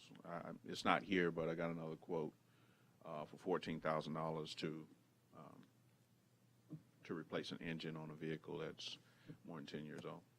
So it's coming. It's well overdue, but these are the vehicles that we're asking to move forward with the surplus and then to get them off the lot because they're holding up space and it doesn't make any sense. We couldn't get a value for the trailer because I understand that it was probably made in-house. So you can see that that is an old light truck there. And on to the next. All right, so you just want to surplus Trailer. these three out? Yes, we want to surplus these three. Now, the dump truck that's out there has already been surplus from my understanding. It's not shown here, but that's going to go also. Any questions? What does that mean? You've been surplus? We sell them out. We get rid of them. Auction? Yes, a website that we can put them on. A government website to auction them off and sell them. Okay. So it takes it third party out of everyone's Yes. hands. Yep. Consent, Ray? All right, consent for 14.2. 14.3, lift station repair. Okay, this is an emergency request. Marlon, if you could go back to the original file there for the agenda for the repair. Should be 14.3, 14.2. Yeah. Scroll down. It should be there. Okay, so you can see here, this is the original after-action report stated by me on June 6th after the big storm. Yep. Hopefully everybody has had an opportunity to look at that. I think JC might have forwarded it. And as you continue to scroll down, right, this is the demonstration of what was looking. I myself was out there working with the team to just try and make decisions in the field as to how the town's money is going to be spent and authorizing. So as we can continue on, if you could scroll down, we can see what it looked like and how we were able to partially contain it, but it became just an overwhelming feat. We solicited the support of CNI, Construction and Design, and they were able to give us a quote, but this was at our wit's end. We were in a position to where that not only the private sector businesses, the public sector businesses were overwhelmed with stormwater flooding and so on and so forth. And we just found ourselves in a situation to where all we had was each other. And we did what we could to make it happen. So you can scroll up more. And we had some great vendors the other way. We had some great vendors that came out. And so here is my statement that I'm requesting your support for these repairs in the tune of $35,000 on an emergency basis. And the reason for it is that to this day, and it's almost 18 days after the fact, there again, I called in some favors and I got some people to, take our motors and rebuild them and work on them and so on and so forth. And my deputy called in some favors. We were getting people who own companies to come out in the middle of the night and support us. And these are the numbers that we came up with. So CNI came up in the neighborhood of $19,300, as well as Miami Industrial Motors, which is a company that I worked with previous that rebuilds the motors completely. And if you look at some of the estimates on what was actually going on with the motors and their repair.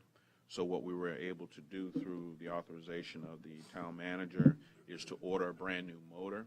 So therefore, if this catastrophic failure were to ever happen again, we'd have one sitting on the shelf at a tune of around $3,000, and it's sitting on the shelf. And then we're going to have the other two rebuilt at around $2,700 to have them rebuilt. And that's rebuilt from the ground up, quality work, and with a warranty associated with it. And so the total package with always a 30% accelerator, I'm looking for $35,000 in support. JC, don't we have a contingency put in place for emergency repairs like this? It's covered under the procurement code as far as emergency repairs, but I still wanted him to bring it to your attention so you understand the magnitude of it. We'll get it done. I just wanted to get your blessing. Yeah, I have no issues with it. You say the rebuilt ones are 2,700? Yeah, he's going to rebuild them for, I don't have that number in front of me right now. Can you go back to him? But a brand new one is only 3,000? Yes. 3,100? Yes, sir. Well, you're rebuilding two for $2,700. And buying a new one. Oh, I got you. All right. So you want to rebuild two and then have a spare sitting? Yeah, have a brand new spare sitting, Okay with that. Last thing we need is more flooding around here. That's the last thing we need, sir. Right? Consent? Yes. All right, 14.3 on consent. Let's go to 14.4 Lakeshore Drive annual reimbursement. Looks like we're 2 years behind on this. Yeah, if I may, Rob. Yes, please.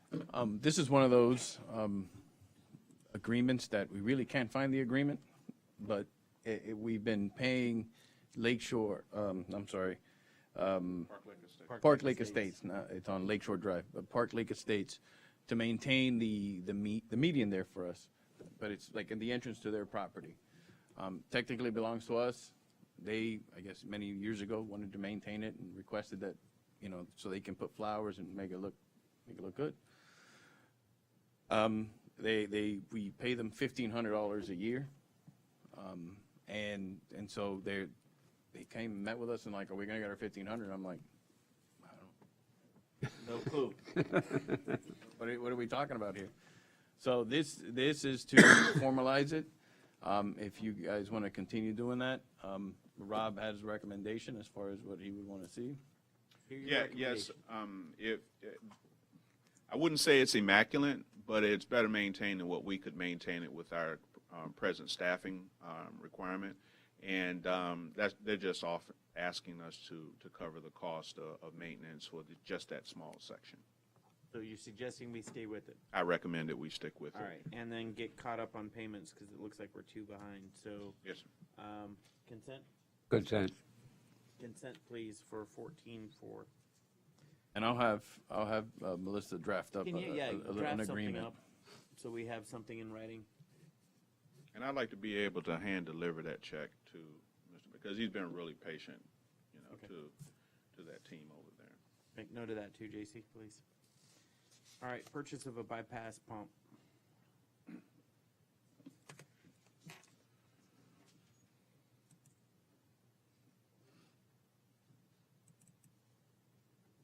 Okay, go ahead. So, thank you very much for the opportunity to present to you about the portable bypass pump. If you remember, it's a big green thing sitting in lift station number 17. Miriam, what was that cost that he put into that proposal? Around $2,000? So I refer to my deputy around the cost of $2,000 it will cost us to rent that, and he's given us that price based on our relationship, business relationship with the town. They've been a supporting force, but unfortunately, we can't rely on those kind of relationships. We need to be self-sustainable. This particular piece of equipment will allow for me to be self-sustainable. With this, and we're talking about the discharge rate, and I have a subject matter expert from Trade Winds who graciously has come out here to answer any questions that you may have, but in the grand scheme of things, with this piece of equipment, and I would prefer that we have this quality of equipment, that we would be able to place that piece of equipment in a catastrophic failure situation. And we could flick the switch, and then we could work towards and not have to rent equipment. Here recently, what has happened is that I had a failure over at lift station number 7. I had to drag a pump truck out there and pump it down, A to Z. And they took out maybe 3 truckloads, estimated, before we could get that thing under control. And then we had to turn around and go to lift station 13. And then we had to go to lift station 25. And then we had to go to lift station XYZ 1, 2, 3. This allows us to bypass our failed equipment and pump right into our system. If we're able to pump right into our force main system, and then we could have the repair, then the cost associated with the repair is reduced exponentially, because now we own the equipment that is mobile that we could transition over across where we have. And we have 28 sewer lift stations. So having that piece of equipment gives us that support, and then we could pump right out of our wet wells into our own system and then work on the equipment, and we can reduce the overall cost associated with the ancillary costs.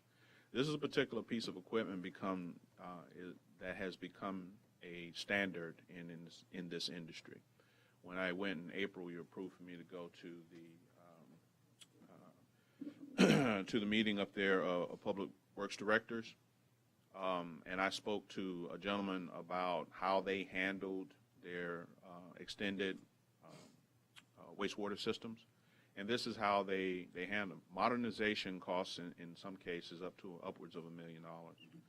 And in this particular case here, we can reduce that cost long term. We can move it wherever we need to move it in short order. And more importantly, here's the thing, the kicker, is that it only takes 2 guys to move it. We can put it in place, we can connect it to our system, and if we have a catastrophic failure, we hit the switch on it, we keep the fuel in it, and then we have time to continue on with what We have the personnel here that can do that?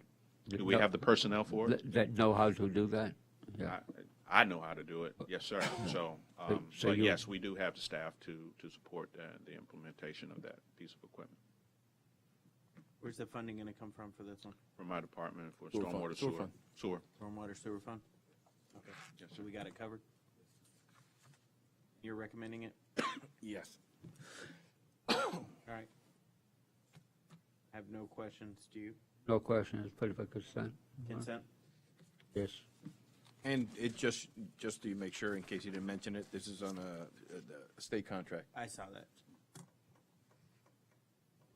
Yeah, I followed all procurement.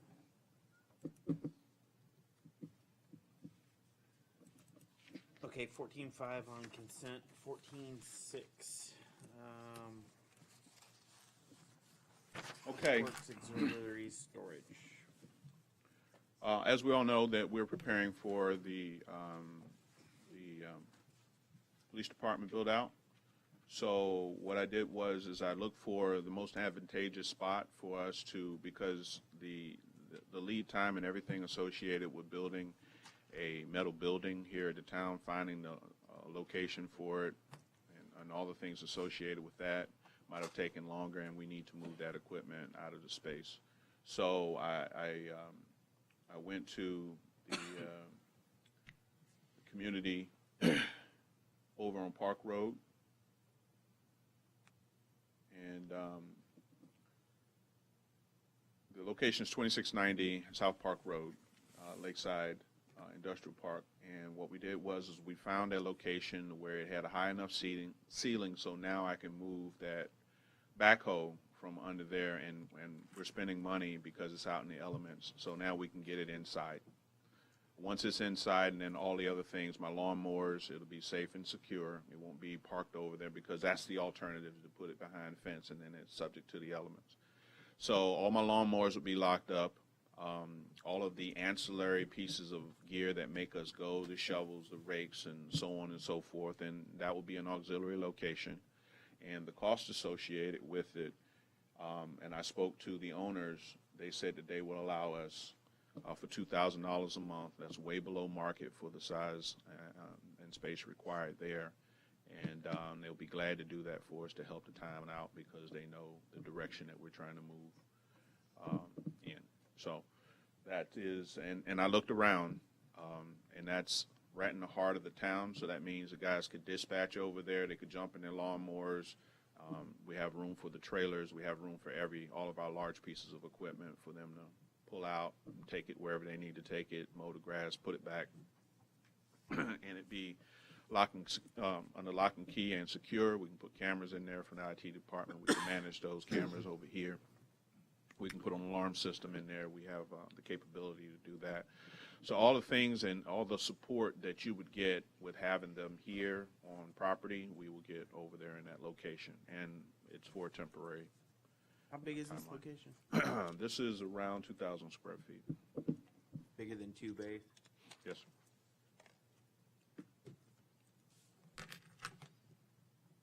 Okay. Don't see an issue. Have any questions? Just so you know, we have explored other storage options, including storage containers, those big metal. Yep. But those are against code, apparently. Yep. So I think this is at least a good alternative for now, until we can, in the future, build something of our own. This is more of an immediate need, especially with the police department coming in, and we have to move that stuff. All right with it? Okay with consent? Consent? Yes. Consent for 14-6.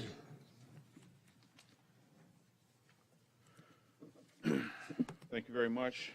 Thank you for your time. Mr. Mayor, Vice Mayor, Commissioner Hoskins. Thank you. No old business, new business. We're in discussion. 17.1 Finance Director, and that's under me. I don't have any of the information, so I got to refer to JC on this. Sure. Our individual was given an agreement, and he accepted the position. An offer, not an agreement, an offer. Yeah. Offer, he accepted the offer, but we need to discuss a very important part of that offer, which is the salary. What salary was he set It's at? 118. What's the position from range? It's I think that it caps out at 127. 86 though is the starting, right? I'm not 100% sure. I just saw it in the. But 127 is the. I got it right here. Yeah, there. I know I saw it and read it. Give me a second.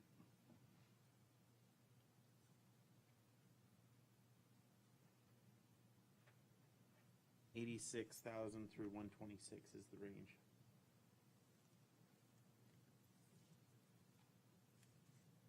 Okay, the range for this position is 86,000 or through 126,000, and he was offered 118,000 for the position. I have a very hard time being fiscally responsible, giving that high of anything really over starting salary to someone who doesn't meet the qualifications for the position. The position starts at 86, and we're looking at a great deal. We're looking at almost up to cap on the position. The cap again? 126. 126? And he was offered 118 for the position. But he doesn't have the MBA or the CPA, at the time. And my thing is, if you don't meet the minimum qualifications, you guys gave him the position. That's fine. Give him the opportunity. But we can't start him at the top of the salary range when you don't meet the qualifications. That's just not fiscally responsible. And someone's got to explain to me how we can give someone that high of a salary without meeting those conditions, because it doesn't make sense to me. That's what was negotiated. A previous HR director. And that is negotiated. continuously the one complaint I've had with Yolanda, and the only complaint I've had with Yolanda is that she started our salaries way too high on people coming in here continuously. And here we are again, we're looking at 118, almost at cap for a position where the qualifications aren't there. So, and that was the same with our previous finance director. So, what do you guys want to do on this? What was the previous finance director doing? 125. Where was he at? 125. He's at 125, but he didn't meet the qualifications. I think somewhere in the mid-90s. We, I think this salary. have we already made the offer to him? The offer was extended. It's contingent upon background and successful background and drug screen.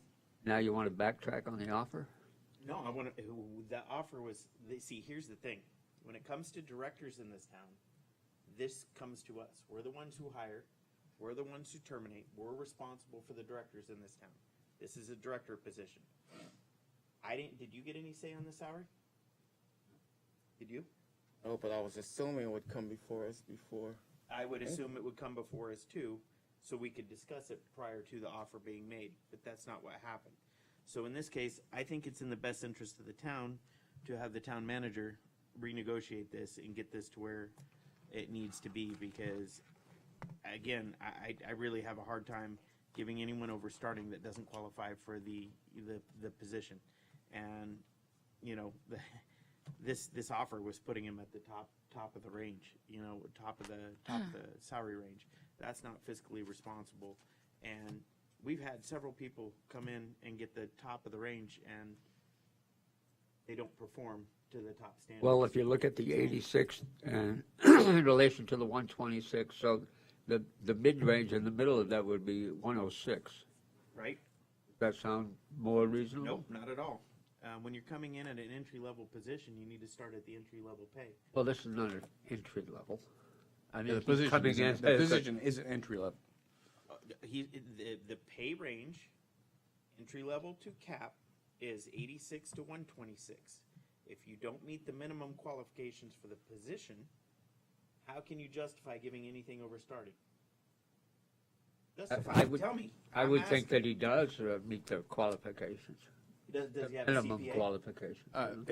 None of the candidates had a CPA, so. Okay, but that was a requirement for the position. The CPA is a requirement for the position. So he didn't have the CPA. He doesn't have an MBA either. You know, he's still working on his MBA. So if you don't meet the qualifications, how can you justify giving anything over starting? I'm just asking. Been in the field for a while. Know that title, but he's been in that. He's been with the city of North Miami for, I don't know, years or something like that. I've had a great deal amount of titles, and my value is a lot more than what I get here. You know. So If I can please speak, I'm just saying. What's that? if I could please speak. No, this is for the commission on this. I understand, but I have information from Yolanda. Okay. The reason why she came before you the first time around to get who was the person you would choose. She brought it forth a second time when there was some discussion about it. The position was offered to the person. The person accepted, and the person went ahead and has gone ahead and gone through the process of putting in his resignation to start working on the 5th. And Marlon, I know because I've discussed this with you, but the commission did not make that decision. The commission never had the opportunity to discuss what the salary was before that offer was made. That's unacceptable. And I understand. I'm just giving you the background of where we're at now, and I'm just letting you know. Okay. I told you when we had our discussion that I was not trying to hurt anyone's career choices and hurt anyone with this. And I said I would give this man an opportunity, but I can't justify paying him $118,000 when he doesn't meet the qualifications for the position. I can't do that. That to me is wasting tax dollars, and I can't waste tax dollars. This is the town attorney. It sounds like there's been an offer and acceptance, and that this person has relied on that offer, and it would probably not be in the town's best interest to start backtracking at this point. I would think. Attorney Anderson, I believe the question here is that we approve the salary before he was offered the position. We weren't involved in that decision, I don't believe. No. Weren't. As I don't think we probably normally wouldn't be. When It's you within- hire it's somebody. I just want to make the commission aware that we are subjected to, that the town might, I don't have an opinion one way or the other. I'm just letting the town commission know, because this was not discussed with me because I've been out sick, that if this person relied on this offer to his detriment, regardless of whether it was, it could bring us some legal liability. I'm just giving you the lay of the land. Okay, I think this needs to go into the town manager's hands to I will work this on up. this issue and bring it back at the next meeting for discussion. Are you okay with that? Yeah? Yes. And we'll make it a line item at the next meeting for discussion and a vote. I think we still need to agree on a salary now, right? Well, the town manager's gonna have to discuss it with them, so. No, I mean, you tell me what salary range you want me to be in, and I'll be in it.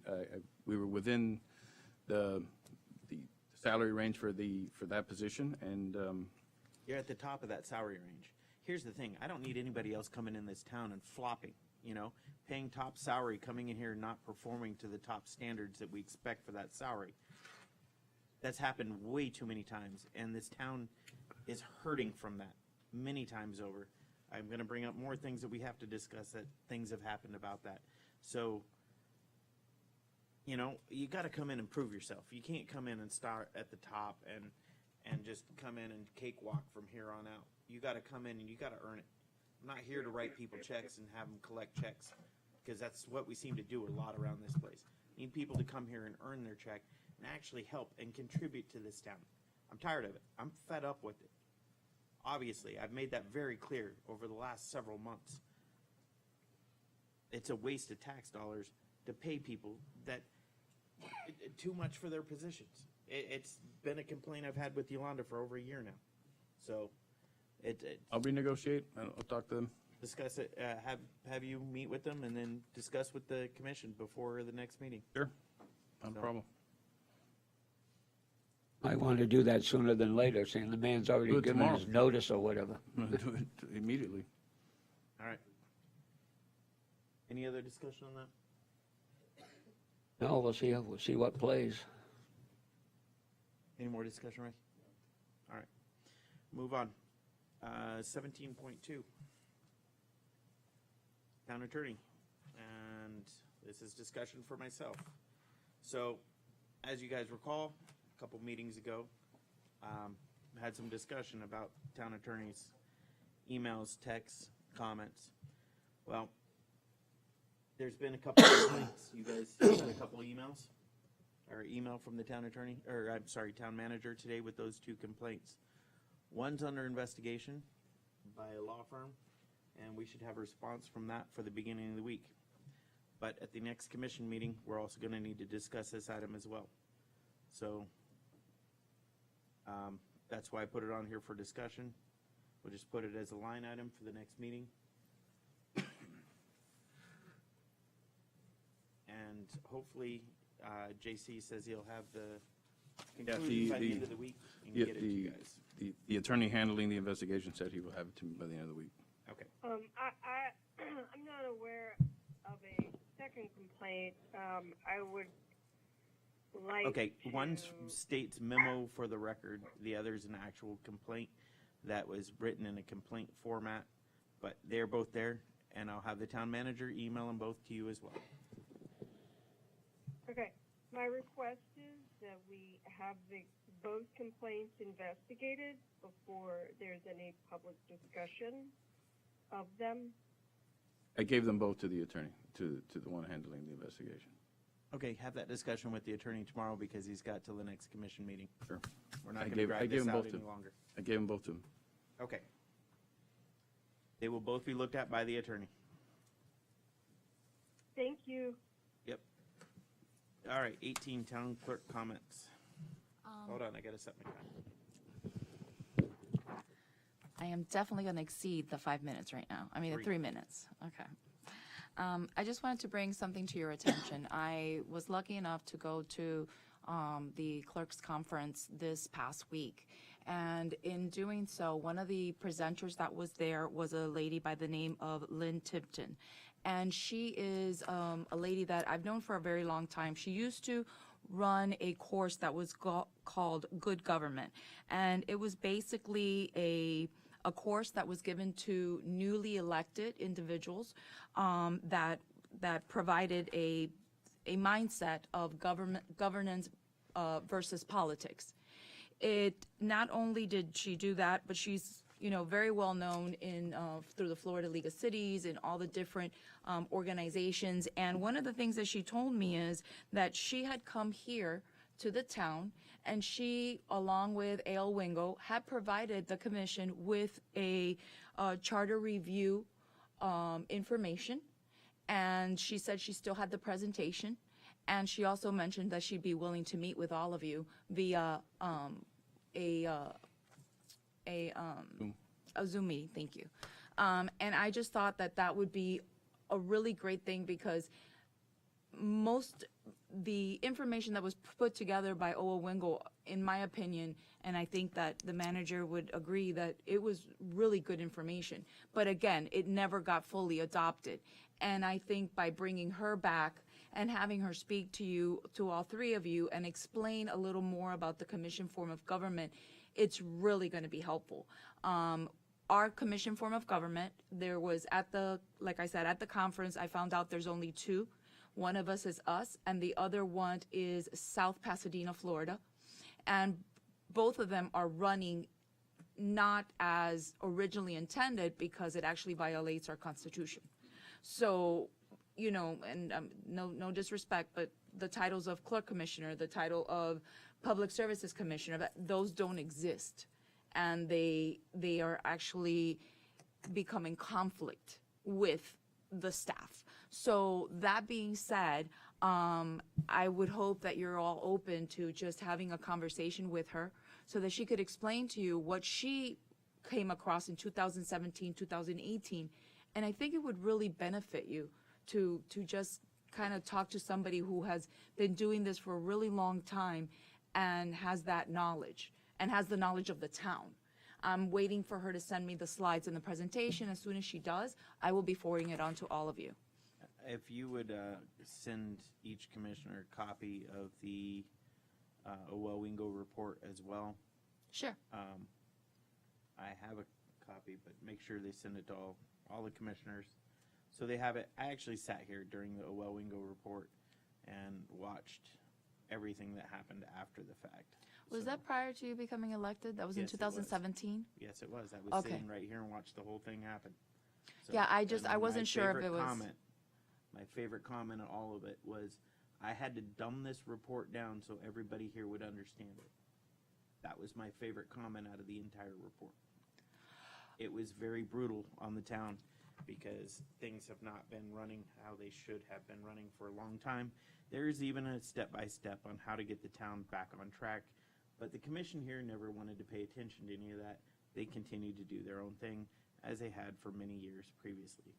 So, well, one of the things I've been using the O.L. Wingo report from the time I got here. So, well, I just wanted to state that one of the things that I found to be really helpful was that the other municipality utilized their ordinance to not really change the charter, but instead to add on to the charter to fix some of those things. So we're in the process I of a thought that charter would be review right be now. helpful.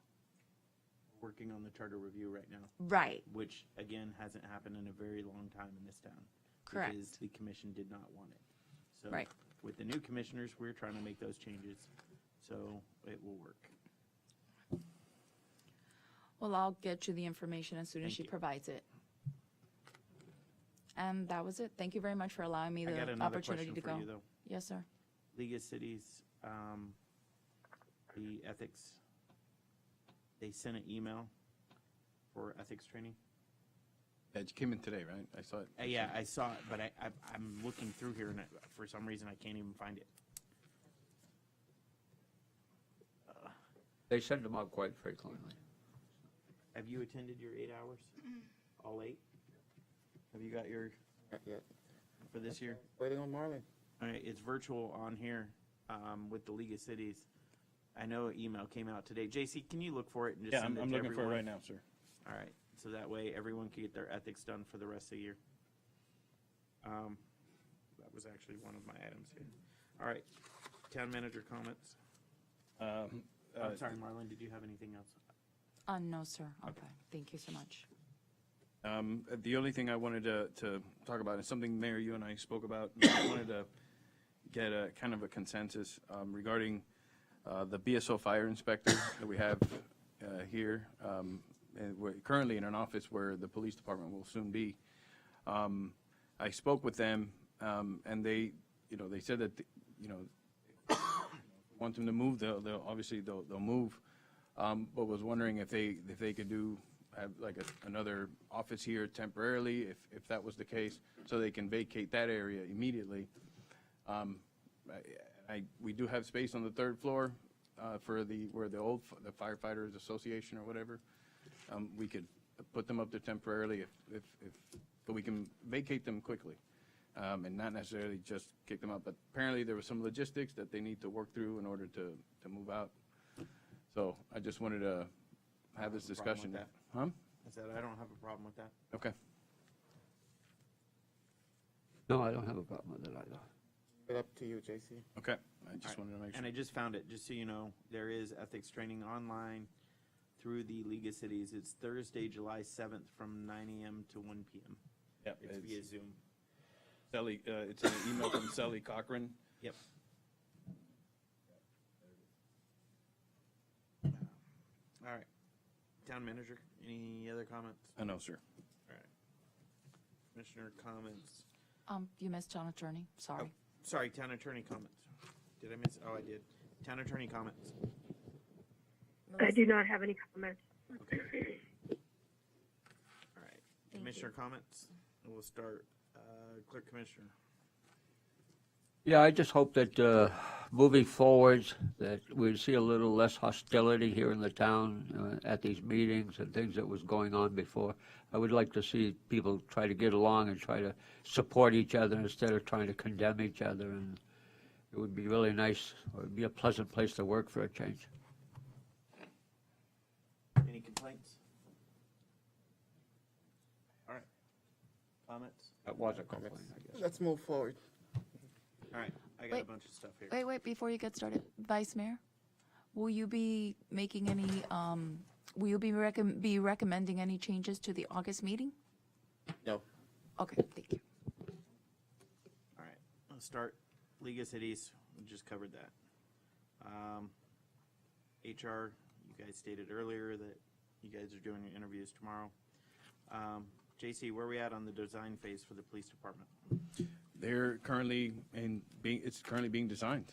I don't know what percentage that they are. I know that they had a meeting, what was it, Dave, like last week, 2 weeks ago? They had a list of questions, or not questions, but they apparently the space is going to be a little bigger. There was some polls where the as-builts were not very accurate, surprisingly enough. We didn't have accurate records. And so they're working through that, but they're still proceeding. So once we're, and now, we authorize them to construction documents all the way through. So when they're done with that, it's go out to bid for a contractor to, start construction. All right. But I'll speak to them and get a date when they'll be done with all the plans. All right? Okay. Grants. I want to have a little discussion about grants. There's a meeting coming up that involves everyone, the directors, the manager, that will be with Connie, and that will be with D. Carper. I ask you to be there so you can get the understanding of where we're at with the grants in the town. I am already muchly aware, but I think you need to get caught up to speed on where we're at in the town. So I want to discuss grants for a minute. Last week I talked to JC about where we were. I also talked to our interim finance director right now. We don't have any tracking of all our grants that we have for the town. There are grants that go back years that we've had to sign extensions for. But we don't have even a spreadsheet that says we got this grant this time, this details. and the things that need to be done for compliance for that grant. It's not there. So I asked the town manager to get a spreadsheet together with all the grants that we have outstanding and get these things done. We need to chip away from the oldest to the newest and finish these things. We can't get any new grants. We got grants with the EPA, we got grants with the county, we got grants with the state, we have grants with FDLE, we have grants every which direction. But if we don't have someone tracking our grants and keeping track of what we have, what we need to do, what we need to be in compliance for these grants, because you guys don't get it, because Just lose them. Yeah. everything comes into my name. And when I start getting stuff in the mail and letters and emails that we're not in compliance and that we haven't, we're far behind in compliance, that we need to sign extensions for grants that should have been taken care of a long time ago, that's a problem. And they're all coming in my name right now, and I'm getting very frustrated. They'd be coming to the town? Yes, but I am the mayor of the town, so they come to me in my name. They come, I forward them right off to him. They go to whoever's department it happens to be. If it's Rob, it actually goes to Miriam. Sometimes it goes to Rob. There's been no consistency for years on tracking of this. So I've asked the town manager to fix that problem and put something together when it comes to it. So we have some tracking and accountability, and we know what we have. Once I have that list all put together, I'll send that over to you guys either by the end of the week or early next week. So you guys can see what we have. So that's where we're at. Again, I'm signing extensions on grants so we don't lose them, that we have grants in place. We lose grants, we're not going to get more grants. These need taken care of. Next, 2.5 years ago, I asked for a list of businesses, for the list of businesses we have in our town. And I'm only saying this to prove a point. Ask for the businesses' names, their addresses, their contact info, so we could have a working list of what businesses we have in the town. That was 2.5 years ago. Code enforcement don't have it? No. We don't have a list of all the businesses here in this town. So I still don't have that. I'm asking that the town manager make sure this happens. We get a list of all our businesses and we keep a rolling, accurate list of who we have. And I believe this would fall under BTR or something, but we have a rolling accurate list. So if we need to send out information to our businesses, we could send it out. Just like we had a problem sending out our newsletter to residents because we don't have an accurate list of what we have for residents in our town. We have generics that you could send it to zip code 33009 or 33023, but those go into different cities as well. So we're spending money sending flyers into West Park or Hollandale that are our flyers. And I'm sorry, sir, you go ahead and finish. I apologize. Here's my point. We need to fix those. Those are things that we should have had in place a long time ago. But 2.5 years I've been waiting on that list for the businesses. So I went and walked door to door with Lucy, day before Thanksgiving, handing out flyers for CARES to keep these guys in business so they didn't lose their businesses when COVID started and everything shut down. She drove me around and I ran through the strip malls, going through, meeting all the owners, handing them flyers that give them the opportunity to get some funding to keep their doors open. Yeah. But I had to go door to door. I couldn't just come up, get a list, send an email so I could send it to all of them. That would have been so much easier. Yeah. Instead of running, we were out till almost 5, 6 o'clock at night, night before Thanksgiving, trying to help these businesses out. We shouldn't have to do that. Not with the technology we have these days. And then we do have that list now, right? I remember that was a while ago. No, we just transitioned BTR function over to the building department and code. I will speak to Lisa and Lucy to begin getting that list together. I know that the system that was being used is probably in pieces everywhere, but we'll work together and get something. So my other item is I got a letter from the EPA for non-compliance, that the town's not in compliance. Who? Environmental Protection Agency. This was dated back to December of 2020. I did, with Rob and the town manager, we met with the EPA today to get us back on track and get us in compliance with the EPA. But here we are, I'm getting another letter from 2 years ago of non-compliance. We shouldn't have these issues in town. But we had a transition going on in the building department, or sorry, not building Works. department. Public Works. In the Public Works Department. Rob's on top of it now, trying to make sure these issues don't continually arise. But these are the letters that come in. Mayor, I will say, and I don't want to speak for Rob, but that meeting went well. Did. And he said that they were pleasantly surprised at what we have going on right now. So we're working on those, and by the end of the week, we'll be sending them the information that they needed. So the due date's Friday for the next compliance notice. So they're working on it. I have my faith in Rob to get it done. So had complaints come in this over the last couple weeks. Complaints about people here not responding. Had a realtor come in, had a business owner come in, met with them. I dealt with it. They're fine. I got multiple complaints about the sheriff's department over the last 2 weeks as well. Those have all been dealt with. I do have one other question outside of all of this. Where are we at with our Superfund site, the brownfield that we got over there? You know, I was thinking about that the other day when I was driving around, and I'll reach out to the federal EPA and find out what they're really doing about that, because it was in their hands. Okay, so if you guys are not aware, we have a Superfund site, a brownfield. I've been there. Just north of Bamboo there. And the EPA has come in to clean it up. In the past, it got stopped. This is going on over years. I had JC get with the EPA and try to get this location site Yeah, it's cleaned just up. sitting there, just for years. They came in, they gave us a presentation, they did a presentation for the property owners, and then they went stale Nothing. again. Did They went nothing, stale. right? Yeah. Well, And my it's only not concern- anything that we've done. We haven't heard back from Yeah. them. It just, we just need to get it taken care of. It's one of those that have been sitting here for years and years and years and never taken care of. That site was a oil, if I remember right, it was like an oil dump facility from like World War I, World War II. And for all the aircraft and everything that was down here at Perry and all the other surrounding airports. But something that needs addressed and cleaned up. So if you could look into that as well. Sure. Everything on my comments list. All right.